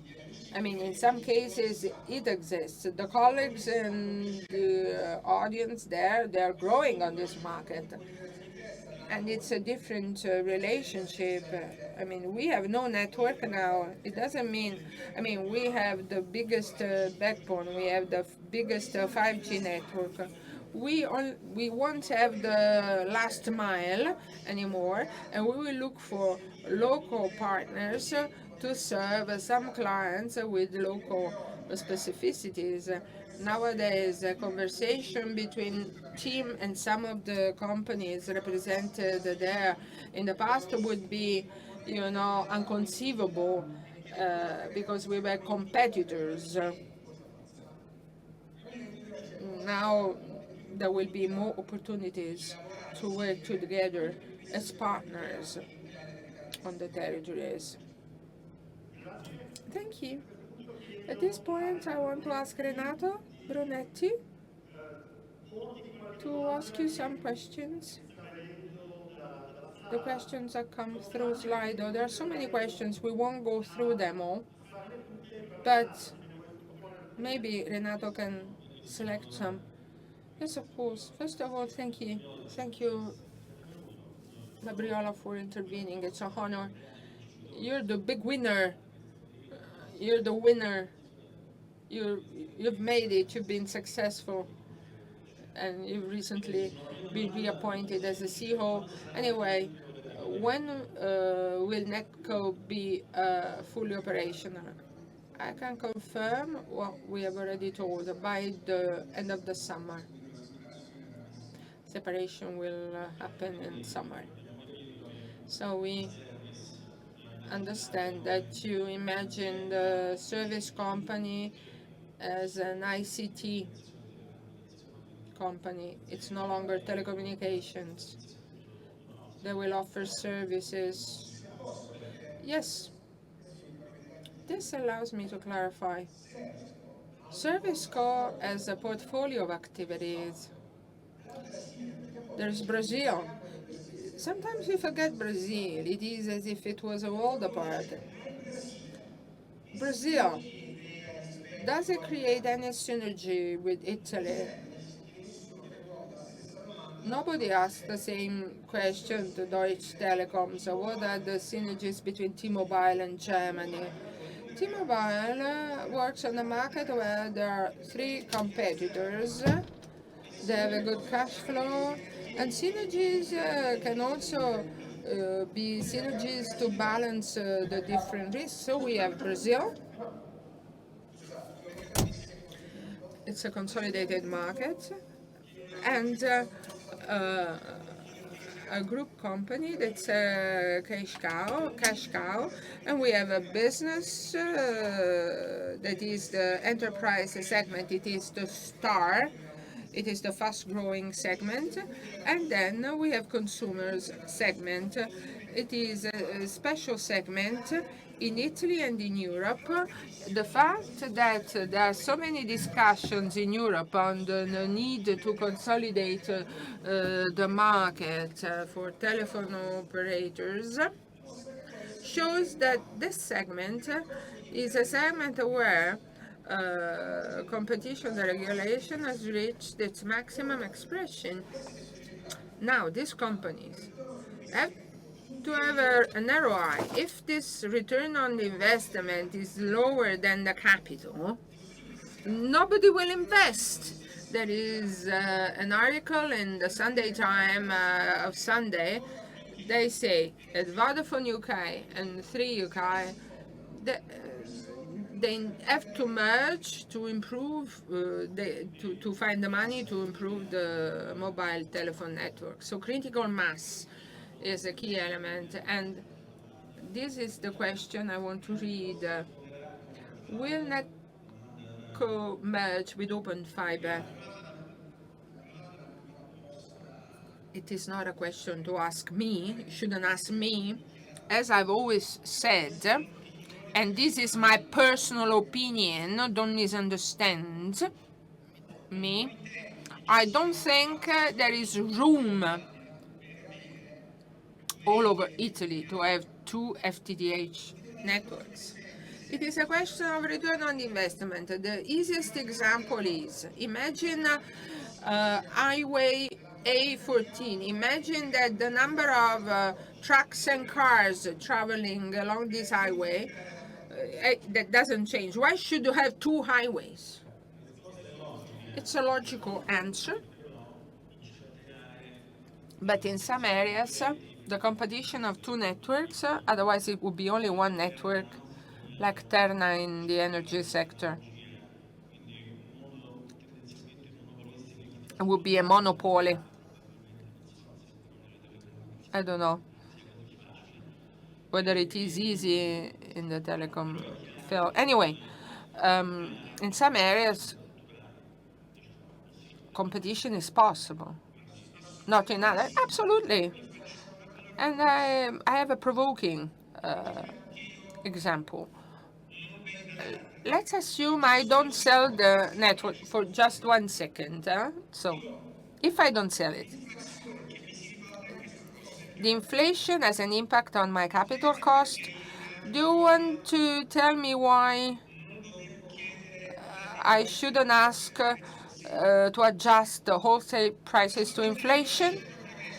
And that was the previous scenario, because I'm gonna work on services. I don't want to comment on NetCo and Open Fibers, but because you're experts, if you look at the financial statements of your companies, when you go to the market and they increase the capital cost and apply also the inflation rate on you, on the new generation networks that we are building, why should I, and I did it in 2022, why shouldn't I ask to recover the capital cost of and inflation on my wholesale prices? We agree. We tend to agree. The example, I mean, those charts showing consumer prices in the various sectors is terrible. You know, it's catastrophic.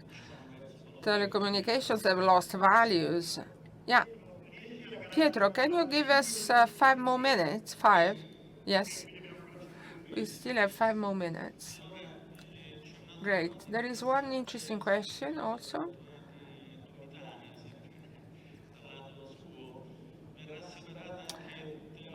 Will also Telecom Sparkle be separated? It will be a sale, but we've read something. So do you want to tell us what's going to happen? Telecom Sparkle is already a separate company, controlled, of course, 70% by Tim. We have told the market, since we want to focus and have financial capacity to invest industrially and strategically, we are willing to assess, to sell Sparkle. We have told the market and we wait. Anyway, if we have to choose the businesses, you know, the segments that we want to focus on, we consider that Sparkle is not a priority, but we're still there.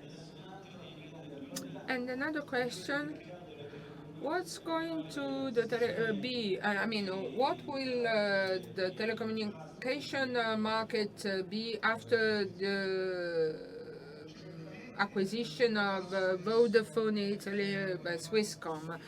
It is a step towards market consolidation, and it is an example I always make. In the US, there are 3 to 4 operators, in Brazil 3, in China 3 to 4, and in Europe we have over 100. In Europe, the whole business, the whole industry has a capital remuneration that is lower than the capital cost. What does this mean? It means that if we have to build infrastructures to allow each country to expand, to advance, we enter a vicious circle. If there is no profitability, I invest less. And if I invest less, my infrastructures don't allow for the development of new services. There is no profitability, and we're back to the start. In the US and Brazil and China, different choices were made. And another point, I don't know whether there is a question on it, but I want to add it, and I have a clear example that I want to share. Even if maybe it may sound strange. When I started working in this industry, it was as if you had to play a game, and you know, we would all play the same sport, soccer, or maybe in golf, a golf match, the incumbent has a different handicap as the newcomer, as compared to the newcomer. But the rules were clear. The technological regulatory evolution, the scenario, are creating asymmetries. We should make them public. Today, I know I have to play a game of soccer. I'm convinced I have to play soccer, and I see people playing polo with their horses, you know. Who are the others? Who are the different OTTs who choose the countries where to locate their headquarters, or the satellite operators? Very simply, tomorrow, when I give a satellite operator to end the call on the mobile network, that satellite operator should guarantee telephone tapping. Because WhatsApp doesn't guarantee, but when a client has a problem, I'm obliged to offer, a human operator answering at a call center. The others don't have the same obligations. When I have global players who have licenses, they manage their companies, they ask for an adjustment to inflation, what happens? It's important that we understand that the market is evolving very rapidly, and that the definition of rules must follow the same rhythm, must proceed accordingly. I don't want more rules for everyone. I want less rules for everyone. We have to compete on the same basis, on equality standing. And the last question, it's a very touchy issue. What will change in the wholesale service purchase for small operators? Will price increase? I don't know whether prices will increase or not. Whatever the price, it must be something that guarantees the remuneration on the capital invested, So what will happen? Dividing the network from, separating the network from services will allow us at ServiceCo to compete with the others. Today, there is always the doubt that telecom would profit from vertical integration And it was paradoxical, reading some data in Catania, I have a new competitor with almost 60% of market share in Catania. I have 20% in team, but I'm considered as an incumbent there, and I can't offer, I can't do some offers, etc. Many alibis will disappear. We will see what the capital remuneration is, and as the service co will compete, there will be, the same rules and the same conditions as for everyone. Thank you, thank you. See you next time. Grazie Renato. E a questo punto entriamo nell'ultimo panel della mattinata. Let's start with the last session of the morning. This afternoon we will go in depth on the technology, but this morning we want to look forward to the new frontiers of technology. And in order to do that, we have got a video. Yalekun with a video contribution. Proprietary AI systems as a much bigger danger than everything else. What works against this is people who think that for reasons of security, we should keep AI systems under lock and key because it's too dangerous to put it in the hands of everybody. That would lead to a very bad future in which all of our information diet is controlled by a small number of companies through proprietary systems. Sembra paradossale, no?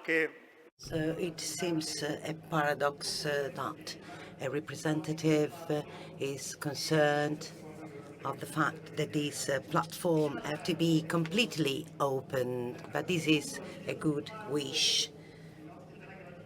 I'm going to invite Professor Decima, Stefano Tilieri, and Professor Ventre.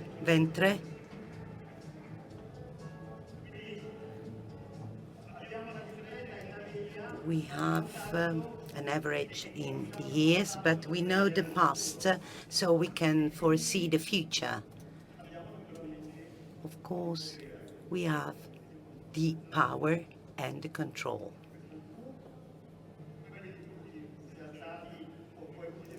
So it's up to you how to present your slides.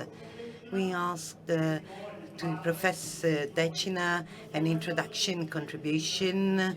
He's considered as a father for all of us. And I met him in 1998 from a very small village from the north. I moved to Rome and I met this great character. I was with my suitcase and I had the opportunity to meet him and I was wondering where am I? Then we spent a short period together which was actually quite interesting. I would like you to tell us how you see our next future. Thank you very much, Cristoforo. Thank you very much for the invitation. And I'm really happy to be here in this beautiful venue for NAMEX. This is the internet networks of services. As you can see in this slide, in one side we have OTT and CAPs, and then the peering of DXP and aggregation, and then the part which is 30% of network costs and 70% of network costs related to the access via radio or optical fiber. Today there is a sort of tsunami. Networks are completely changing. Telecom today, power will be measured in square meters of data center and not kilometers of optical fiber.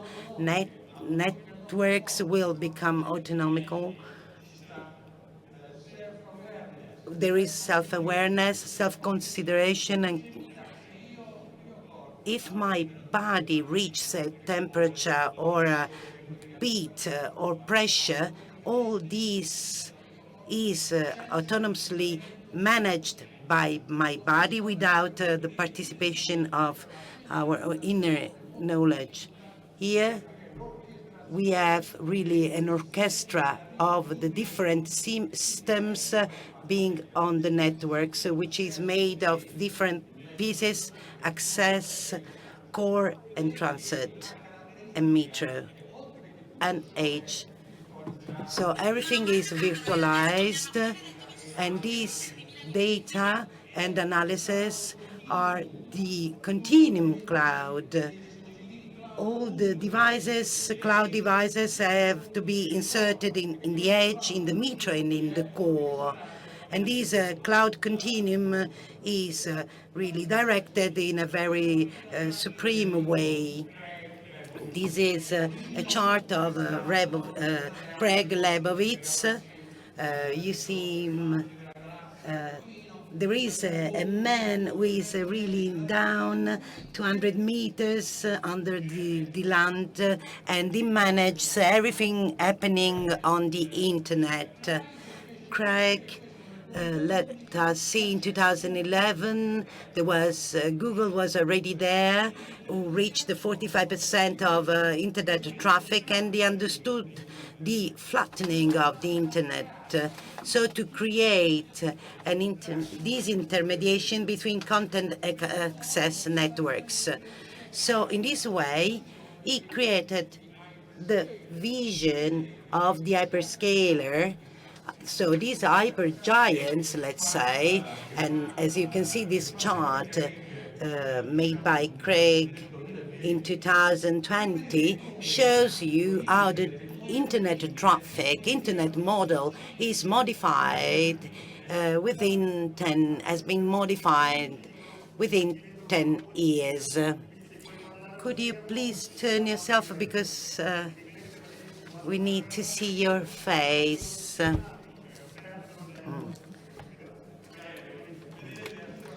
So as you can see, 80% of the traffic was a transit traffic, which is paid. There is settlement, while 20% was on net, so it was free of charge.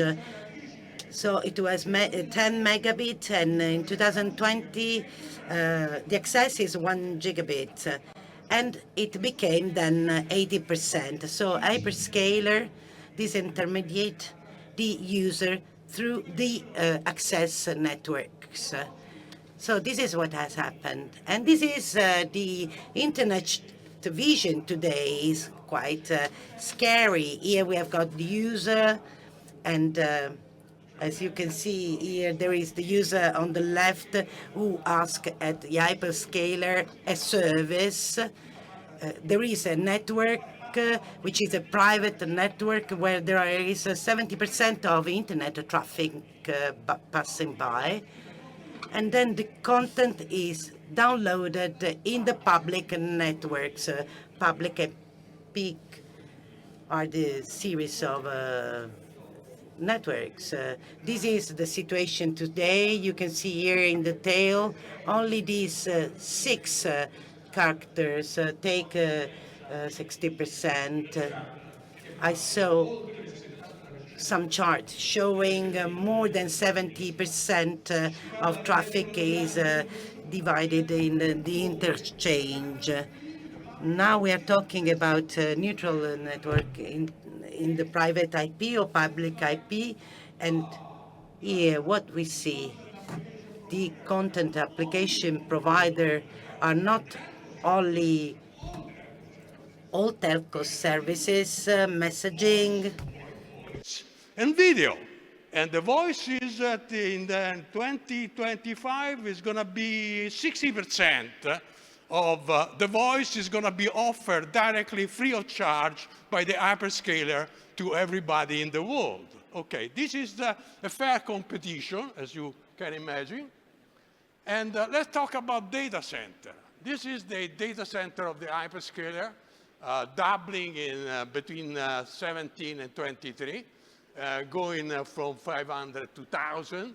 And the capacity is in this chart. And what is interesting is, United States 51, Europe 17. Europe is maybe is in a real good shape.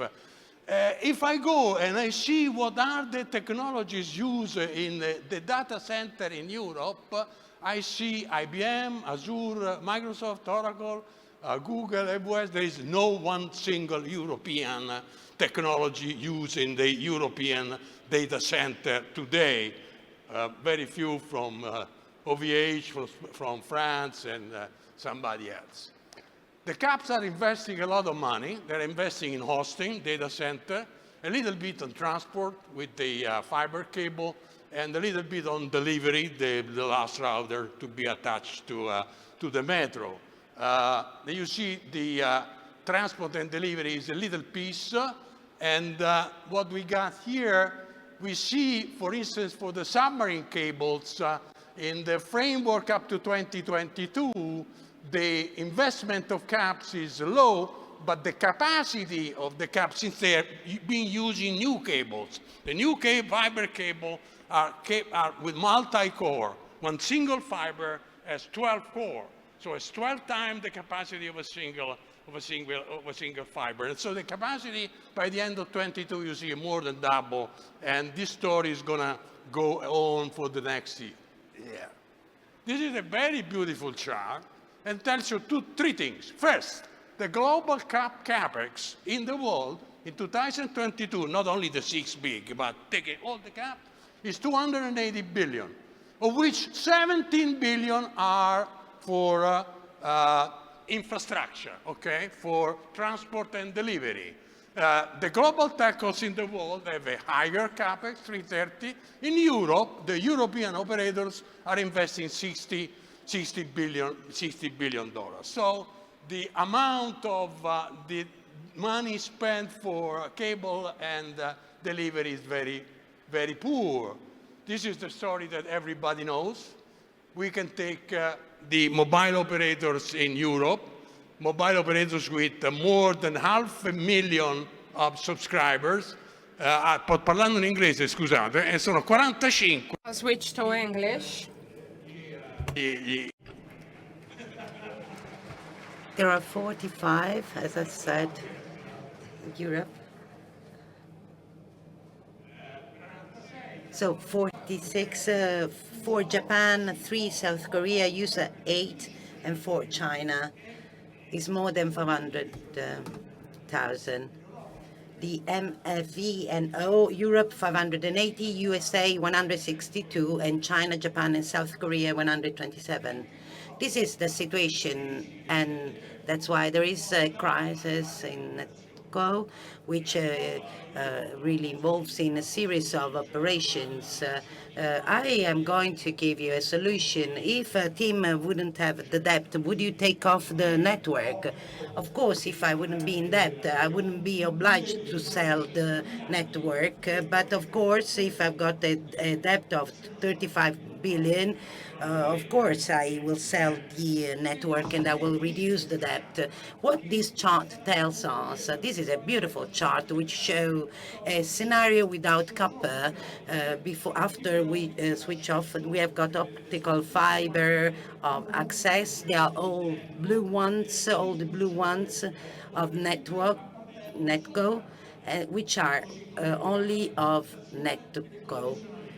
And we are talking about also power and conditioning. But NetCo doesn't lose anything. Its portfolio is identical to what the situation is today. The route of optical fiber is a sort of property which will last 25 years. Yes, it has got the exclusive of all the optical devices and router.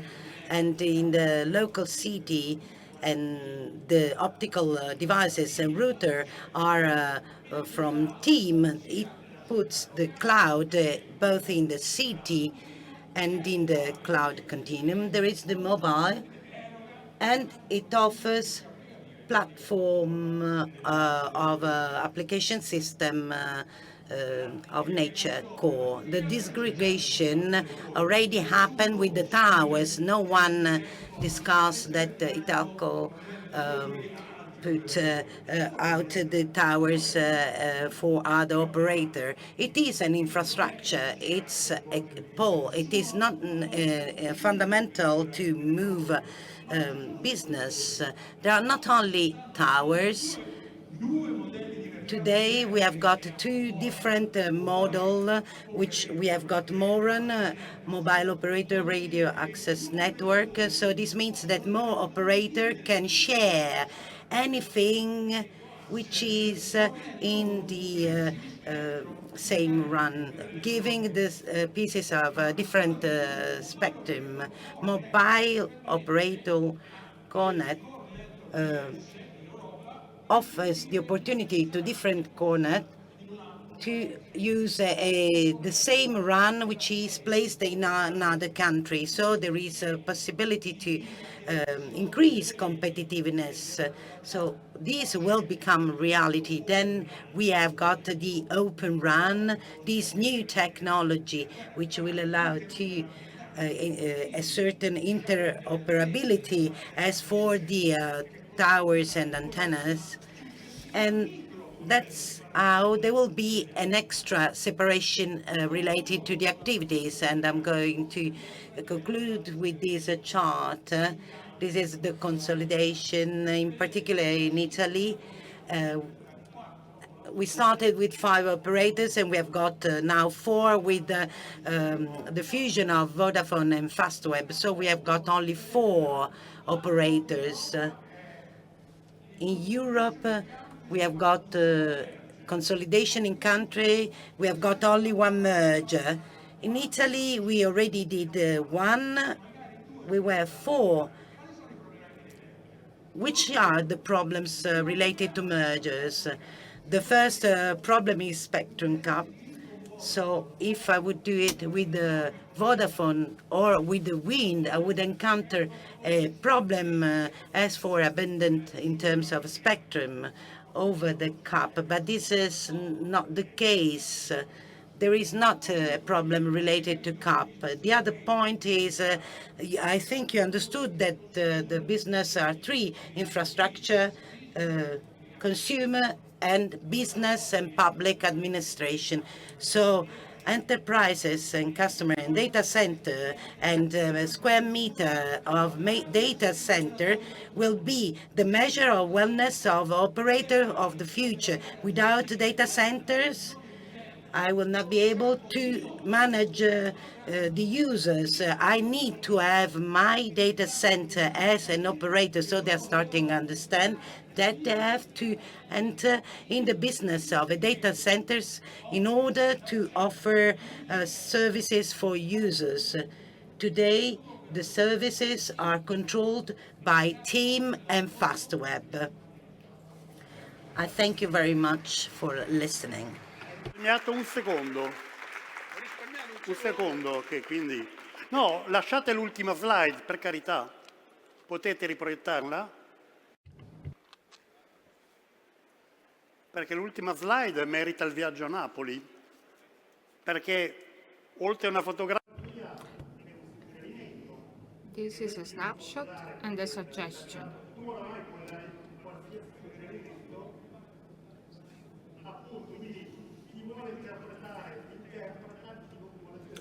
Professor Decina is not using a microphone. We apologize, but it is a suggestion. It's a recommendation, maybe. And now Stefano Pileri, you know whom I'm talking about. Stefano Pileri, we all know Stefano Pileri. He created, he managed, he maintained the biggest Italian network. He was the last one who could invest on that network, but maybe not, you'll tell us. When This morning you've heard that the network has been separated. Was it, hard for you? It's a personal question. I don't know whether you want to answer. Maybe you had a sort of heart attack. Anyway, we asked Stefano to share the point of view of those who must choose what technology must be used in a certain moment in time to meet the needs of the stakeholders. I'm elderly. I'm an old guy. I met Plenary a long time ago. You were working on the switch up from copper to fiber. At that time, it was futuristic, and you were the first who wanted to assess the consequences, the costs and benefits of the switch off from copper to fiber. Today, separation is effect. The switch off from copper to fiber is not round the corner yet, but we can imagine it will come. Today, we ask you to share your point of view as someone who must choose new technologies based on reliability and effectiveness, efficacy. Do you have slides? Yes, you have slides. I give you the control. First of all, I want to thank you. Hi, everyone.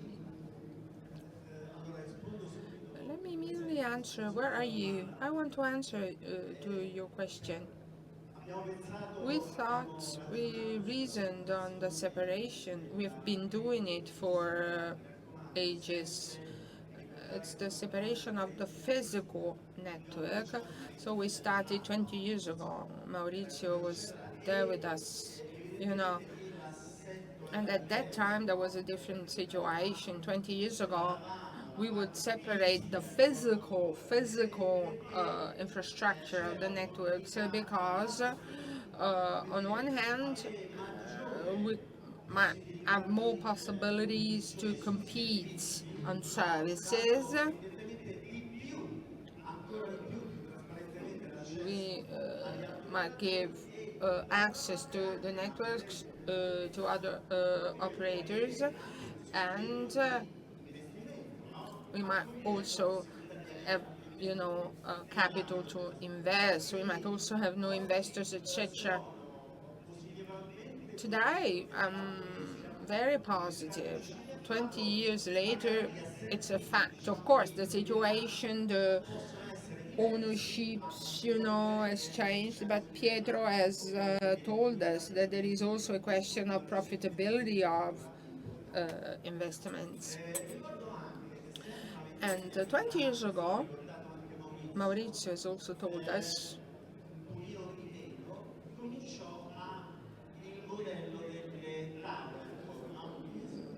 we started talking about tower calls in Europe, In the US, it was already a fact. When did this model come out? When the coverage of mobile networks was no longer a competitive issue because the fact of having certain positions was a prerogative of the mobile networks in the beginning, but then, at a certain point it was no longer an issue.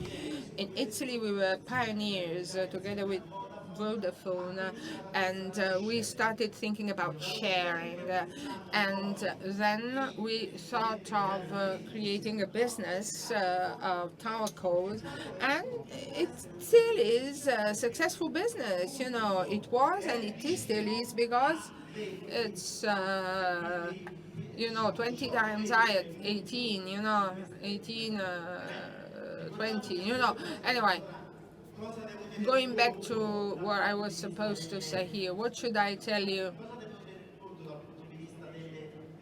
about technologies? There are many new technologies in the pipeline, or, already available.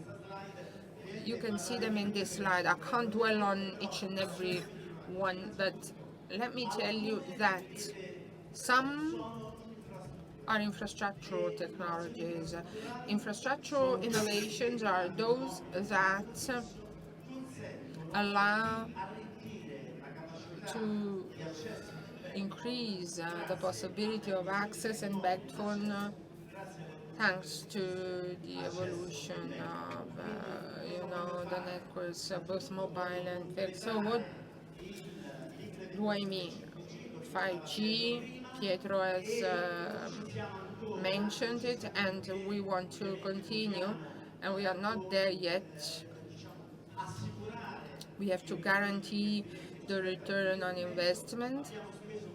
We spent a lot on frequencies, and here the message is for the next tenders. Let's invest more on coverage obligations than on frequencies, and we're going towards 5G after implementing, well, 6G actually, after implementing the benefits of 5G. In 5G, we still have mid-range frequencies and sub-6 that have to be implemented. We still have, as Pietro has told us, the standalone the networks that have to be implemented, but we are already thinking about the future evolution. And let me also tell you that we are also talking about ubiquitous coverage, cooperation between mobile networks and non-terrestrial networks is very important, with cooperation between geographic and domestic coverage or networks, and the cooperation between Wi-Fi and 5G. Well, I'm jumping from one slide to another because there would be anyway no time to go through them all. Anyway, there's also software. This is something that I'd like to implement. Why? Because if networks are software-based,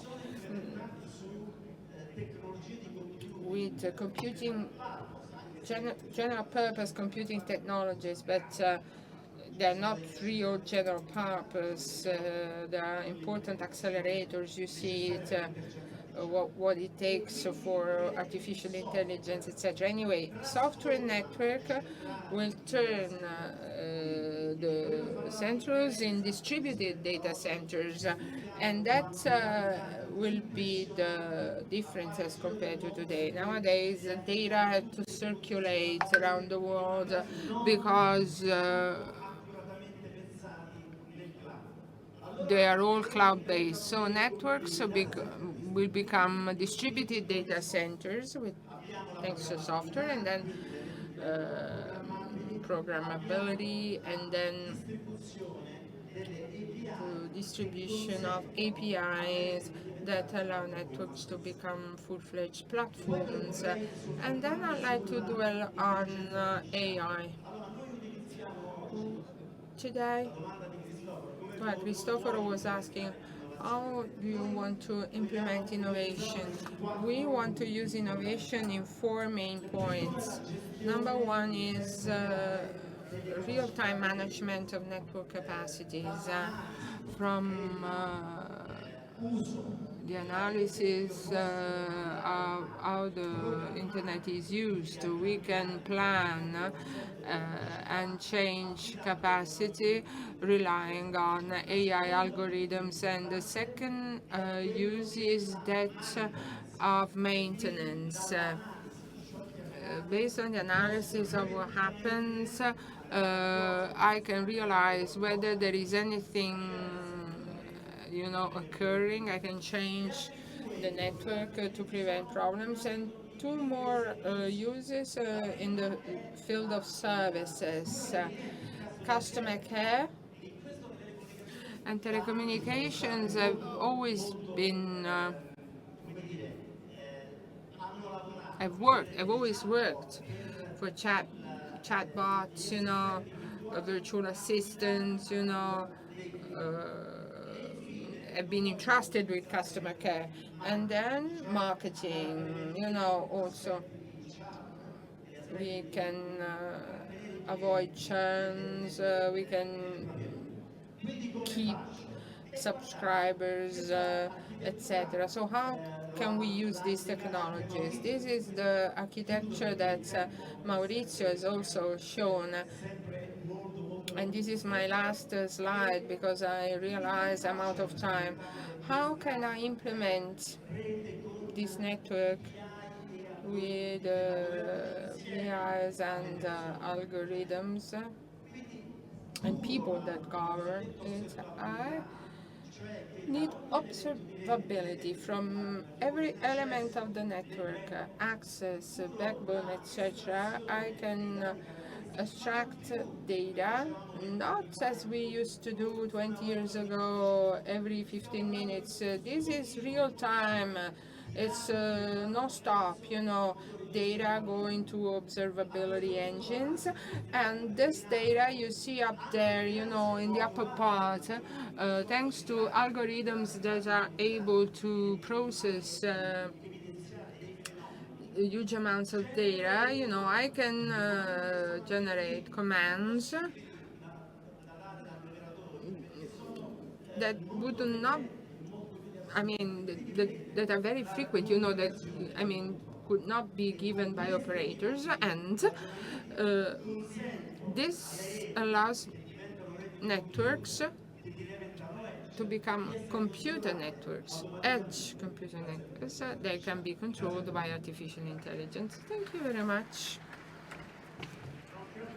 Avete visto comparire Slido, quindi vi invito ad andare a vedere. He saw Slido to appear on the screen, so please look at the survey, because in 2022, so almost 2 years ago, the European Commission launched a consultation to define what would have been the possible future. Please do not show the results. So the Commission published this consultation having two aims: to understand which would have been the new key technologies for the next 10 years to come, so middle and long period, and two, it represented the opportunity to understand how to intervene in the fair use of the network.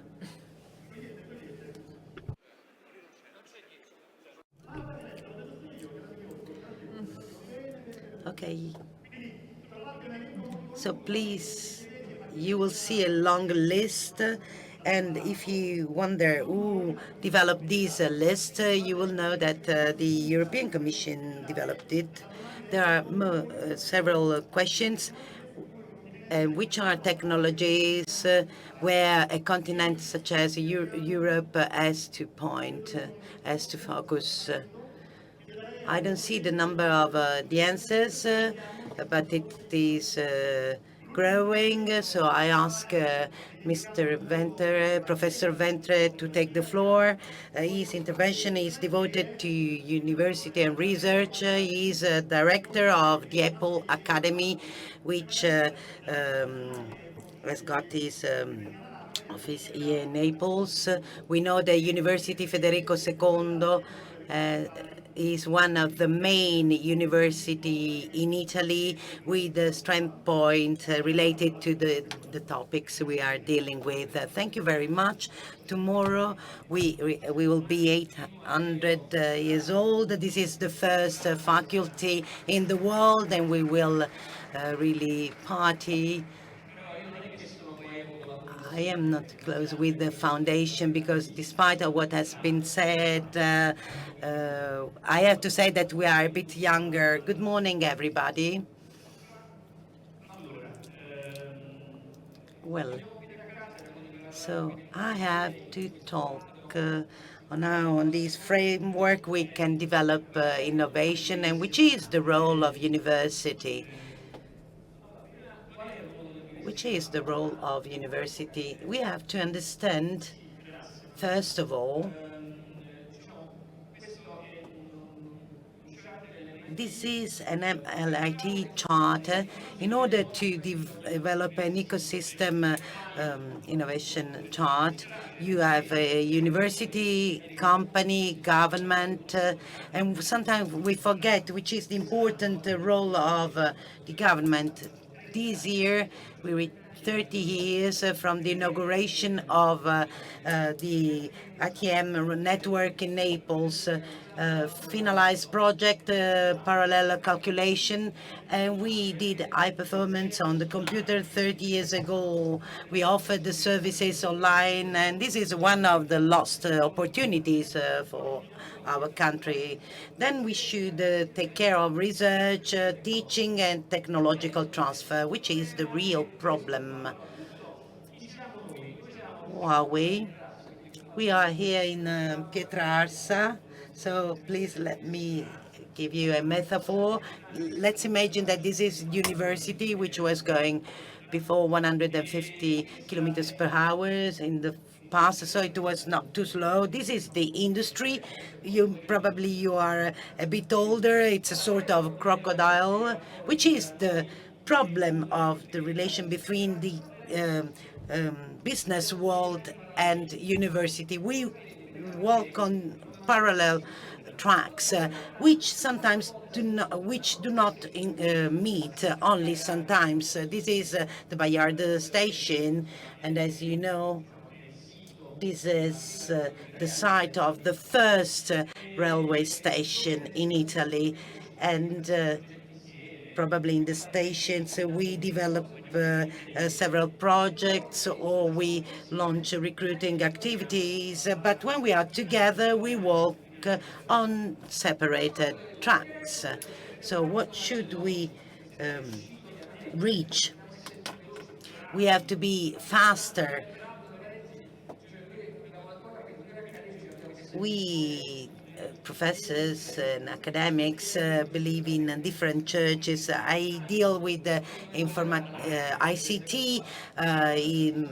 Professor Decima deals with telecommunication. This is an interchange, X-interchange, where a train can pass from a rail to another one. Professor Decina has got a great experience both from the academic point of view, but also in this industry world. So it's possible to reach some goals. So what are we trying to do at the campus in San Giovanni a Teduccio, here nearby, at 1 kilometer far from this place? We're trying to put together the companies. We are inviting companies to work with us, and here there are the companies working with us.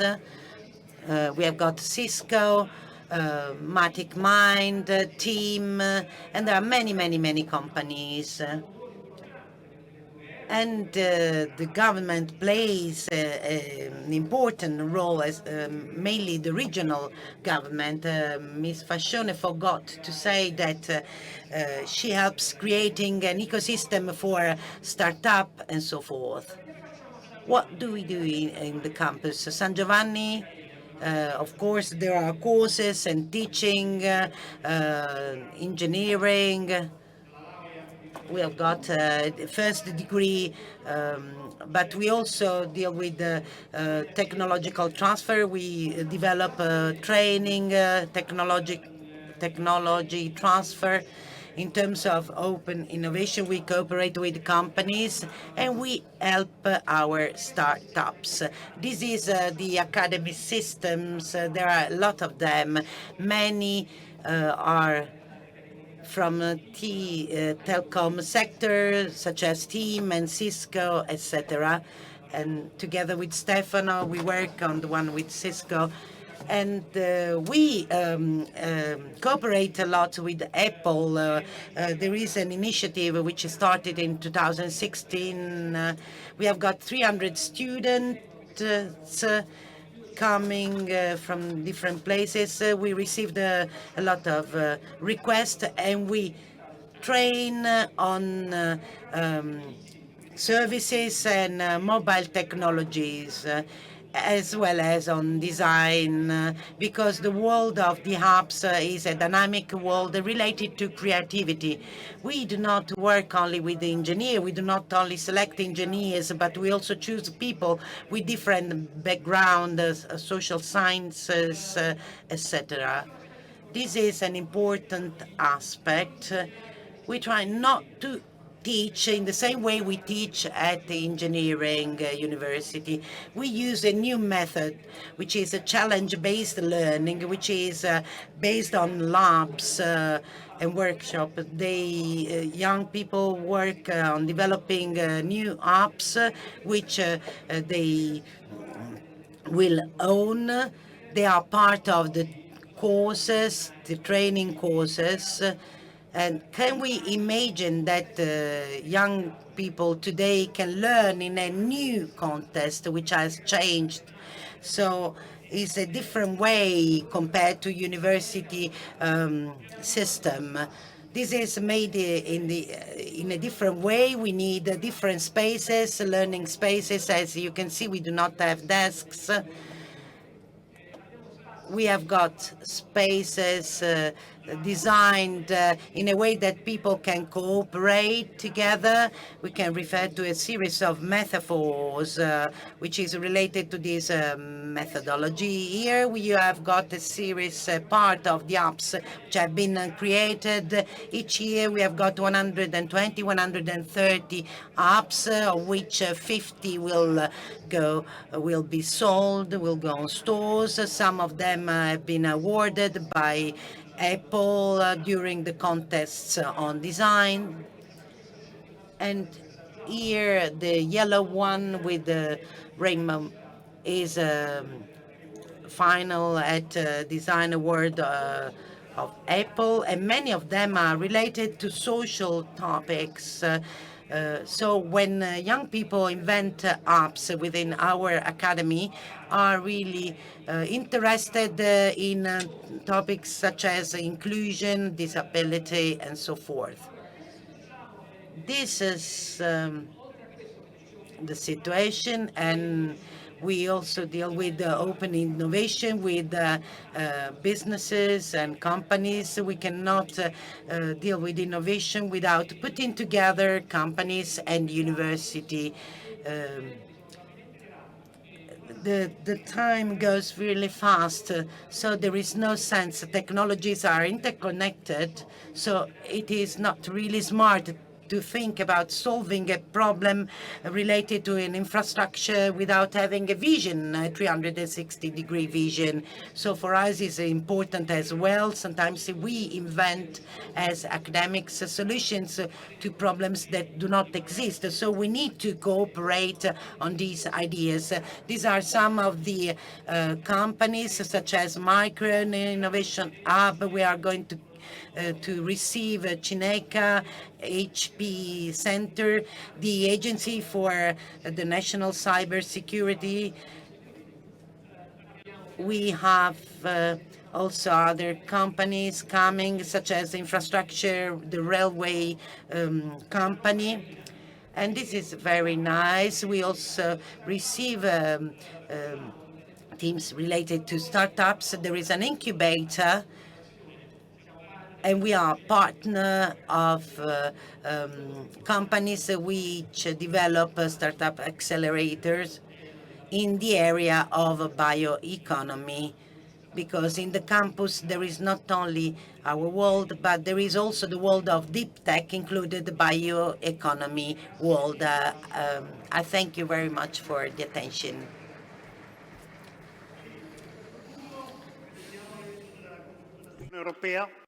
So let's have a look at the results of the survey. Look at the results. AI, it's an overwhelming majority.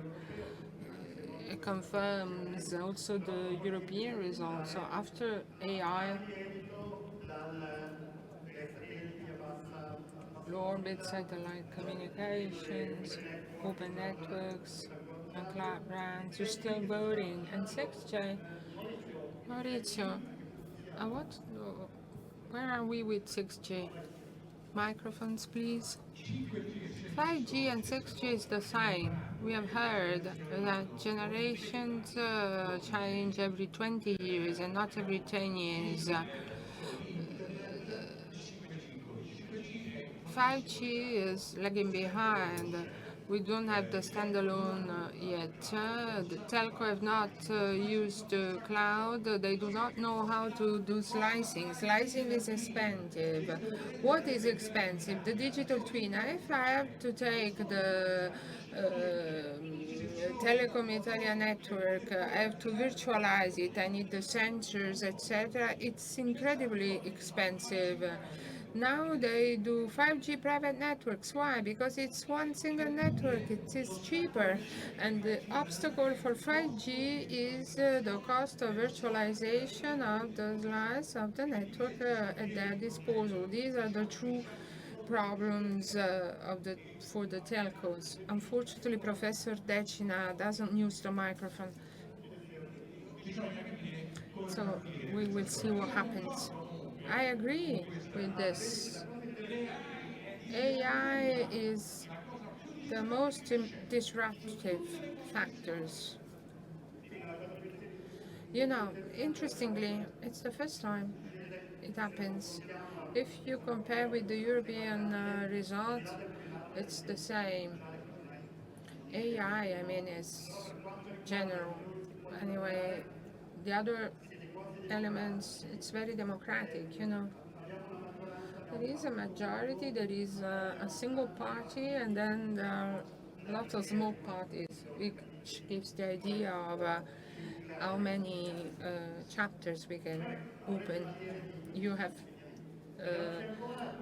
plenty of things to do. Thank you, guys. Thank you. We thank our guests.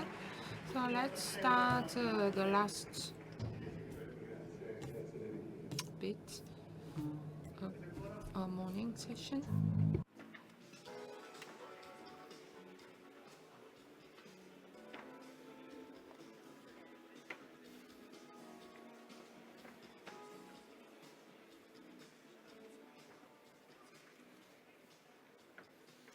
Siamo arrivati al gran finale. That's the grand finale. Maurizio Goretti and Flavio Luciani will tell us something about Namex.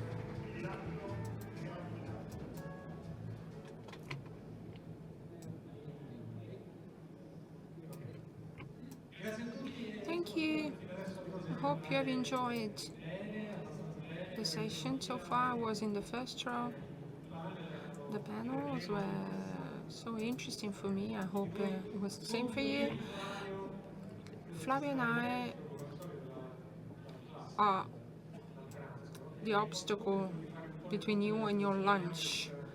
Let's see what happens in Namex. So in Namex update, here we go. My name is Maurizio Goretti. I'm the Director General of Namex.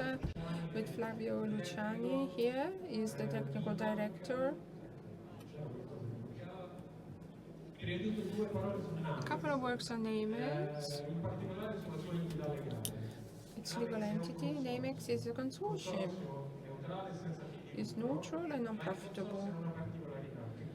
All the members, 174, have the same share of ownership of the consortium. So they're all members, they're all voting on the same footing. So they vote every year for the approval of the financial accounts, etc. And the board is elected every 3 years. This is the current board. They're almost all here. If you want to meet them, if you want to interact with them, they're at your disposal. So what happened as compared to last year? Luckily enough, they're growing. So growth of Namex. We have one more data center. This is not a rendering anymore. This is a true picture. This is the Aruba data center that opened last month, and this is Flavio and the whole technical group of Namex installing the 5th center of Namex in Rome at Aruba. And you see the Rome data centers, the networks also, and also the number of peak daily traffic. It grows, sometimes it's 3 digits, and Namex is growing because we have also bought the owned office and data center. We used to rent it, now we bought it, and apart from the data center, we will also have 400 square meters of offices with classrooms, meeting rooms. That's for the consortium and the consortium members and all the galaxy of associations turning around the internet service providers. We want to become a sort of reference point for the culture of internet working. This is what we hope. We'll see what we can do. And in Naples, let me say a couple of words on the Naples, the change point. It's in a neutral place, Partenope University. I want to thank this university, together with Federico II University and the Campania region. They are sponsoring this event. It's in downtown Naples, at Monte di Dio. It's a neighborhood, it's a very busy neighborhood next to the Tupudi team center. It's a very busy one, and we have the pier in traffic. Terabyte is not too far. Anyway, we have 7 AS connected and more will connect. The main strategy is having a carrier-neutral data center. That was the driver of Rome in the beginning, and Bari as well. A carrier-neutral data center where internet provider can do peering and take a click delivery from some national wholesale. What happens in this region of Naples and the surroundings? It's one of the sponsors of this event, Data for Med, a big project in Caserta. It will be ready in the last quarter of 2025. Yesterday something happened, the opening of the data center of Data Felix. They do not work for us, but we're happy all the way because it's important for the territory. It will contribute to the growth of the territory. Bari, the same. Last year, 15 autonomous systems, now 24. And we have a galaxy of services. We have an international carrier, national wholesale, content providers, local ISPs, both in Napoli and Bari, to try and favor the growth of the data center. We have a promotion for the entry level of peering and collocation. And the project which is going on is also in Tirana, Albania, together with the RASH and the community of Albanian ISPs. We have created the first neutral interchange point. We have 30 ISPs today. The traffic is up and down. It's a public peering that becomes private, etc., and then it grows. We are talking with RASH because hopefully it can be part of Dynamics full-fledged project. And you see new courses, 11 courses this year. They're very popular since, and I can recognize in the audience. Tiziano Dofoni is a very popular teacher. You see, we have these webinars every Friday. With Tiziano, we have started Friday's webinars. They're for free. Attend them. And Tiziano Tofoni will present the third book of the series of our books, they correspond to our courses. And this afternoon at 3, don't miss, Tiziano Tofoni will present the third book, IPv6. And Flavio will speak about the podcasts, and you see RM also, and our future. Rome has two more growth possibilities. One, the data centers. Aruba is active. There are 3 more names: Digital Realty, Unidata, and Data4. 2 of them are also sponsors here. There's a stand. If you want to have more information, visit their stands. And the other opportunity we have has to do with submarine cables. They will benefit. And last year there were 2 new cables were about to be activated, and now we are all waiting for the Sparkle, the Blue Med cable, and then the Evidata. Blue Med will be ready in a month, July 24, Unitirreno, and will be also available. And something else we cherish a lot, this is a project we are organizing with Topics, the Federation of Interchange Points. It's a relatively new model. It's not remote peering. With Topics Friends, we are doing something more. We want to federate the services and the applications in the interchange points. The first service that is available at Namex, thanks to Topics, is Time as a Service. Those of my generation call it the real-time service, ora esatta, it used to be, and this is possible thanks to our cooperation with INRIM. And another project is what we call Namex Edge. We think that traffic can still evolve towards the edge. We want to try and create micro inter-exchange point edges, and we have signed 2 agreements, one with Fastnet, with Ancona. It's operational. It's a micro interchange point, and with Open Fiber, we've signed a partnership agreement to create a micro internet exchange point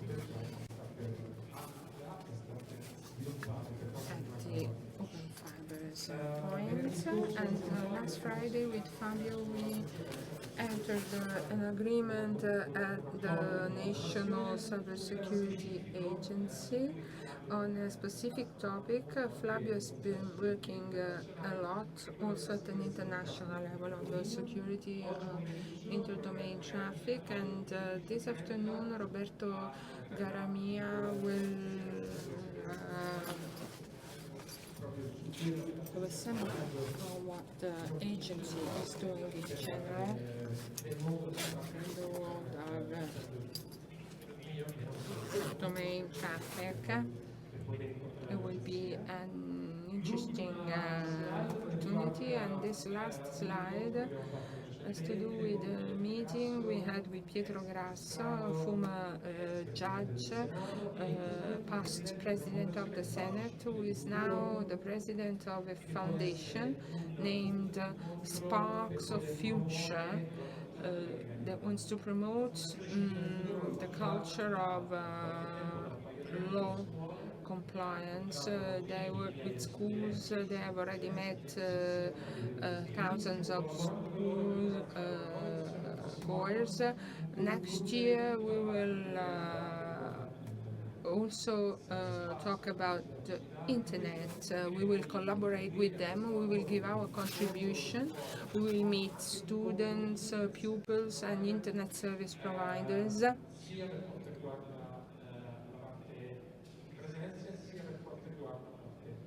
There will be both in presence on site and online meetings. Mi dispiace non essere all'incontro annuale di Napoli. I would have liked to participate in the annual meeting of NAMEX. I'm now the president of the Foundation Sparks of Future after so many years as a magistrate and judge. And this is a challenge, the respect of law and regulation in the digital world and in the communication world. With NAMEX, we are creating a network joining businesses and civil society, a bridge between ISPs, young generations and territories. It is a beautiful project. It's free of charge for schools. We will organize meetings with experts, institutions, students. I hope you'll take this opportunity to support and promote the culture of the respect of law and regulation to contribute to a fair and transparent society. Wish you a fruitful work and see you soon. Thank you. After President Grasso's video, I leave the floor to those who work on a daily basis at NAMEX, Flavio Luciani. Thank you.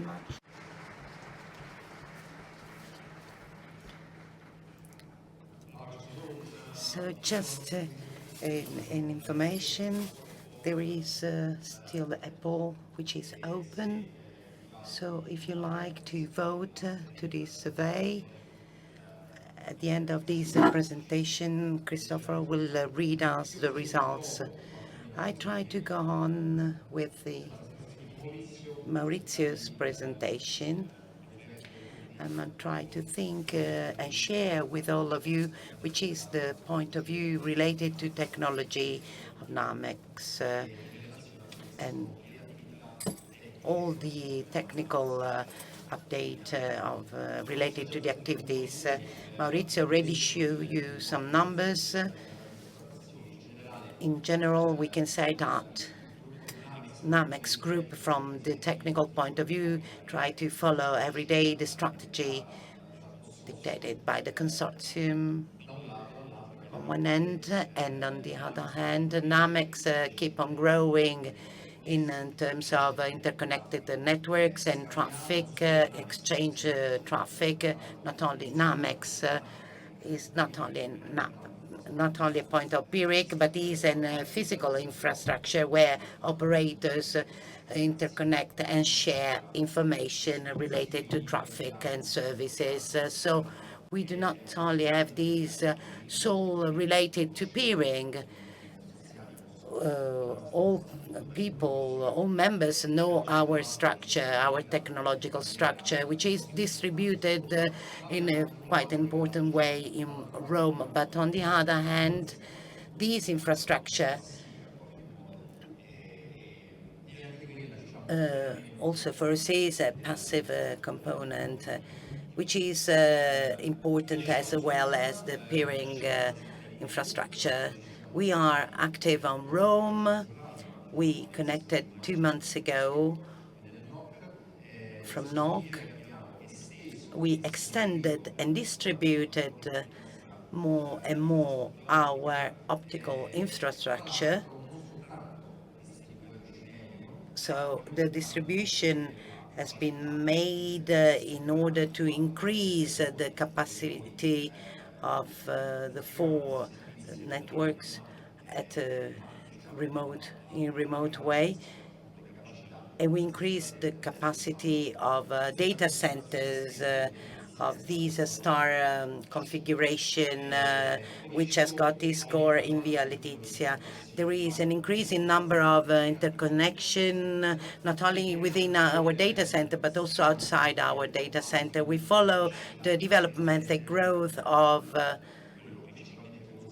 the data center from Bari, which opened 1 year ago, as well as the one in Naples. So this is a sort of image, a picture. That's what we are doing and what we'll do within the end of this year. So Maurizio said that we became owner of this center, this venue. This is for us a milestone. This is a very important event for us this year. And we are managing not only from the technical point of view, but we are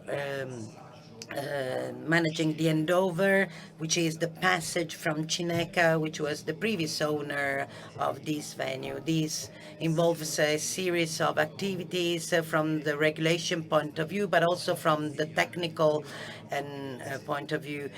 Before, everything was managed in a different way from Cineca, and now it will be ruled by Namex. We are talking about collocation services. Although we offered this service, we were not taking care of the plant. This is a new challenge, which is updating the basic infrastructure. So we decided to start from our priorities, which is enhancing the cooling system. This is one of our priorities. We have got a roadmap of activities, which is quite important. A second aspect is the sensor and environmental control in order to optimize the functioning. So the data center in Via Letizia is becoming one of the main activities for the next future. But we will pay attention also to many other aspects. There will be a new technical regulation. Namex has changed within the years, so there will be new rules after the summer, which reflect the technical rules of the consortium today, which has changed compared to the previous version, which was drafted more or less 15 years ago. I would like to thank all those who are supporting us. We increase our capacity on our data center. I'm talking about Tiberius data center, which is growing in terms of networks, offering a series of services. So we have got an higher capacity infrastructure.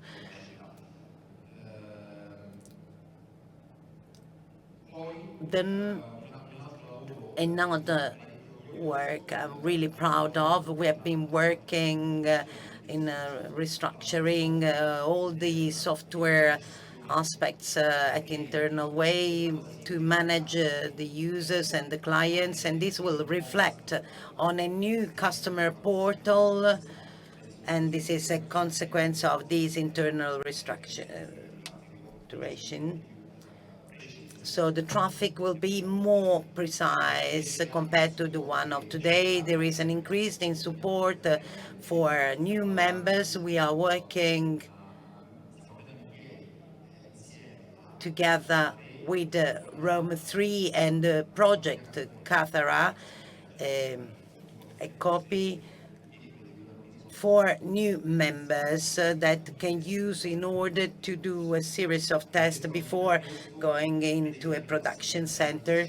And then thanks to several exchange, in particular with Brazilian people, we are developing also new projects. And talking about software, we have been starting working on automation within our infrastructure in order to offer a new self-provision services to our members. We are exploiting X API, which is a standard recognized by the other exchanges from north of Europe who have a very active network. Then we have got also the ordinary managing of the. I would like to ask you to congratulate with the knock of NAMEX. They allow me to go around the world and talk and take the floor. Here there is Marta, Marco, Francesco, Andrea, who is about to arrive, and then we have got a new member. They all work, this team work on everyday basis, and you can interact with them. This has been a very interesting in terms of traffic peaks. That we register during the exclusive of the Champion League. We enjoy and we have got fun following football and soccer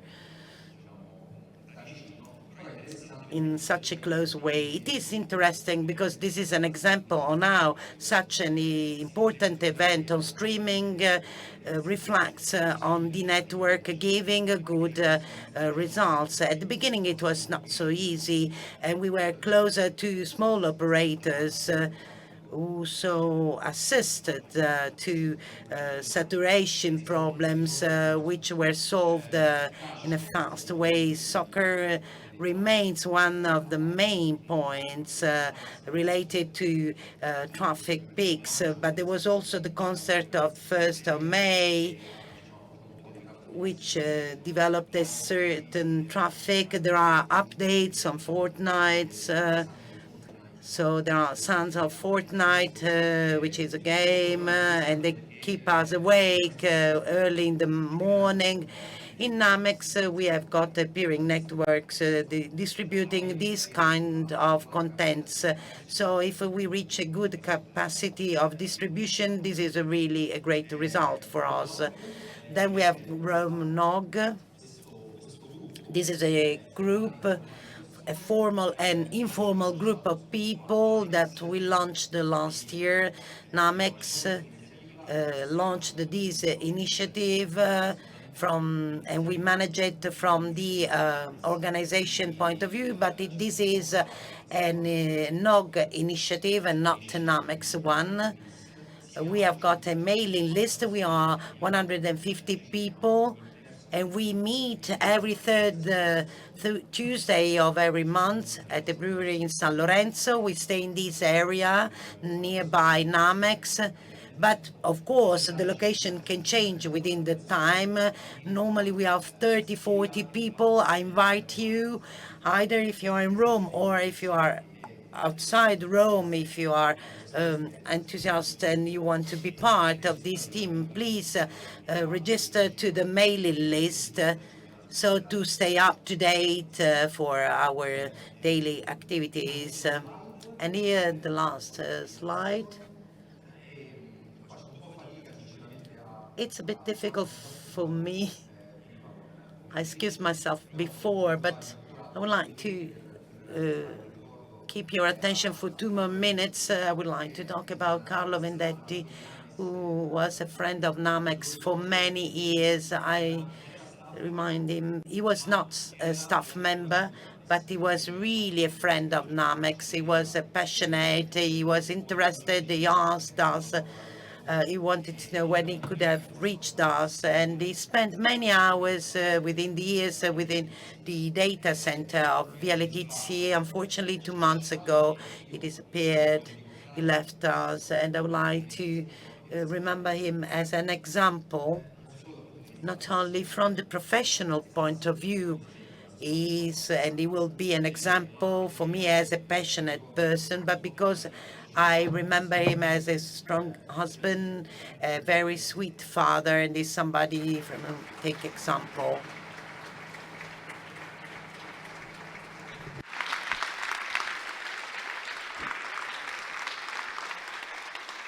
E detto questo, thank you. We're done. Okay. Well done. As far as Namex, day by day, it's everything we wanted to share with you. I wish you a good continuation. I hope you can meet as many people as possible, enjoy your networking. Hopefully you have gained some food for thought. That's all from me. I leave the floor to Christopher for the conclusion. Thank you.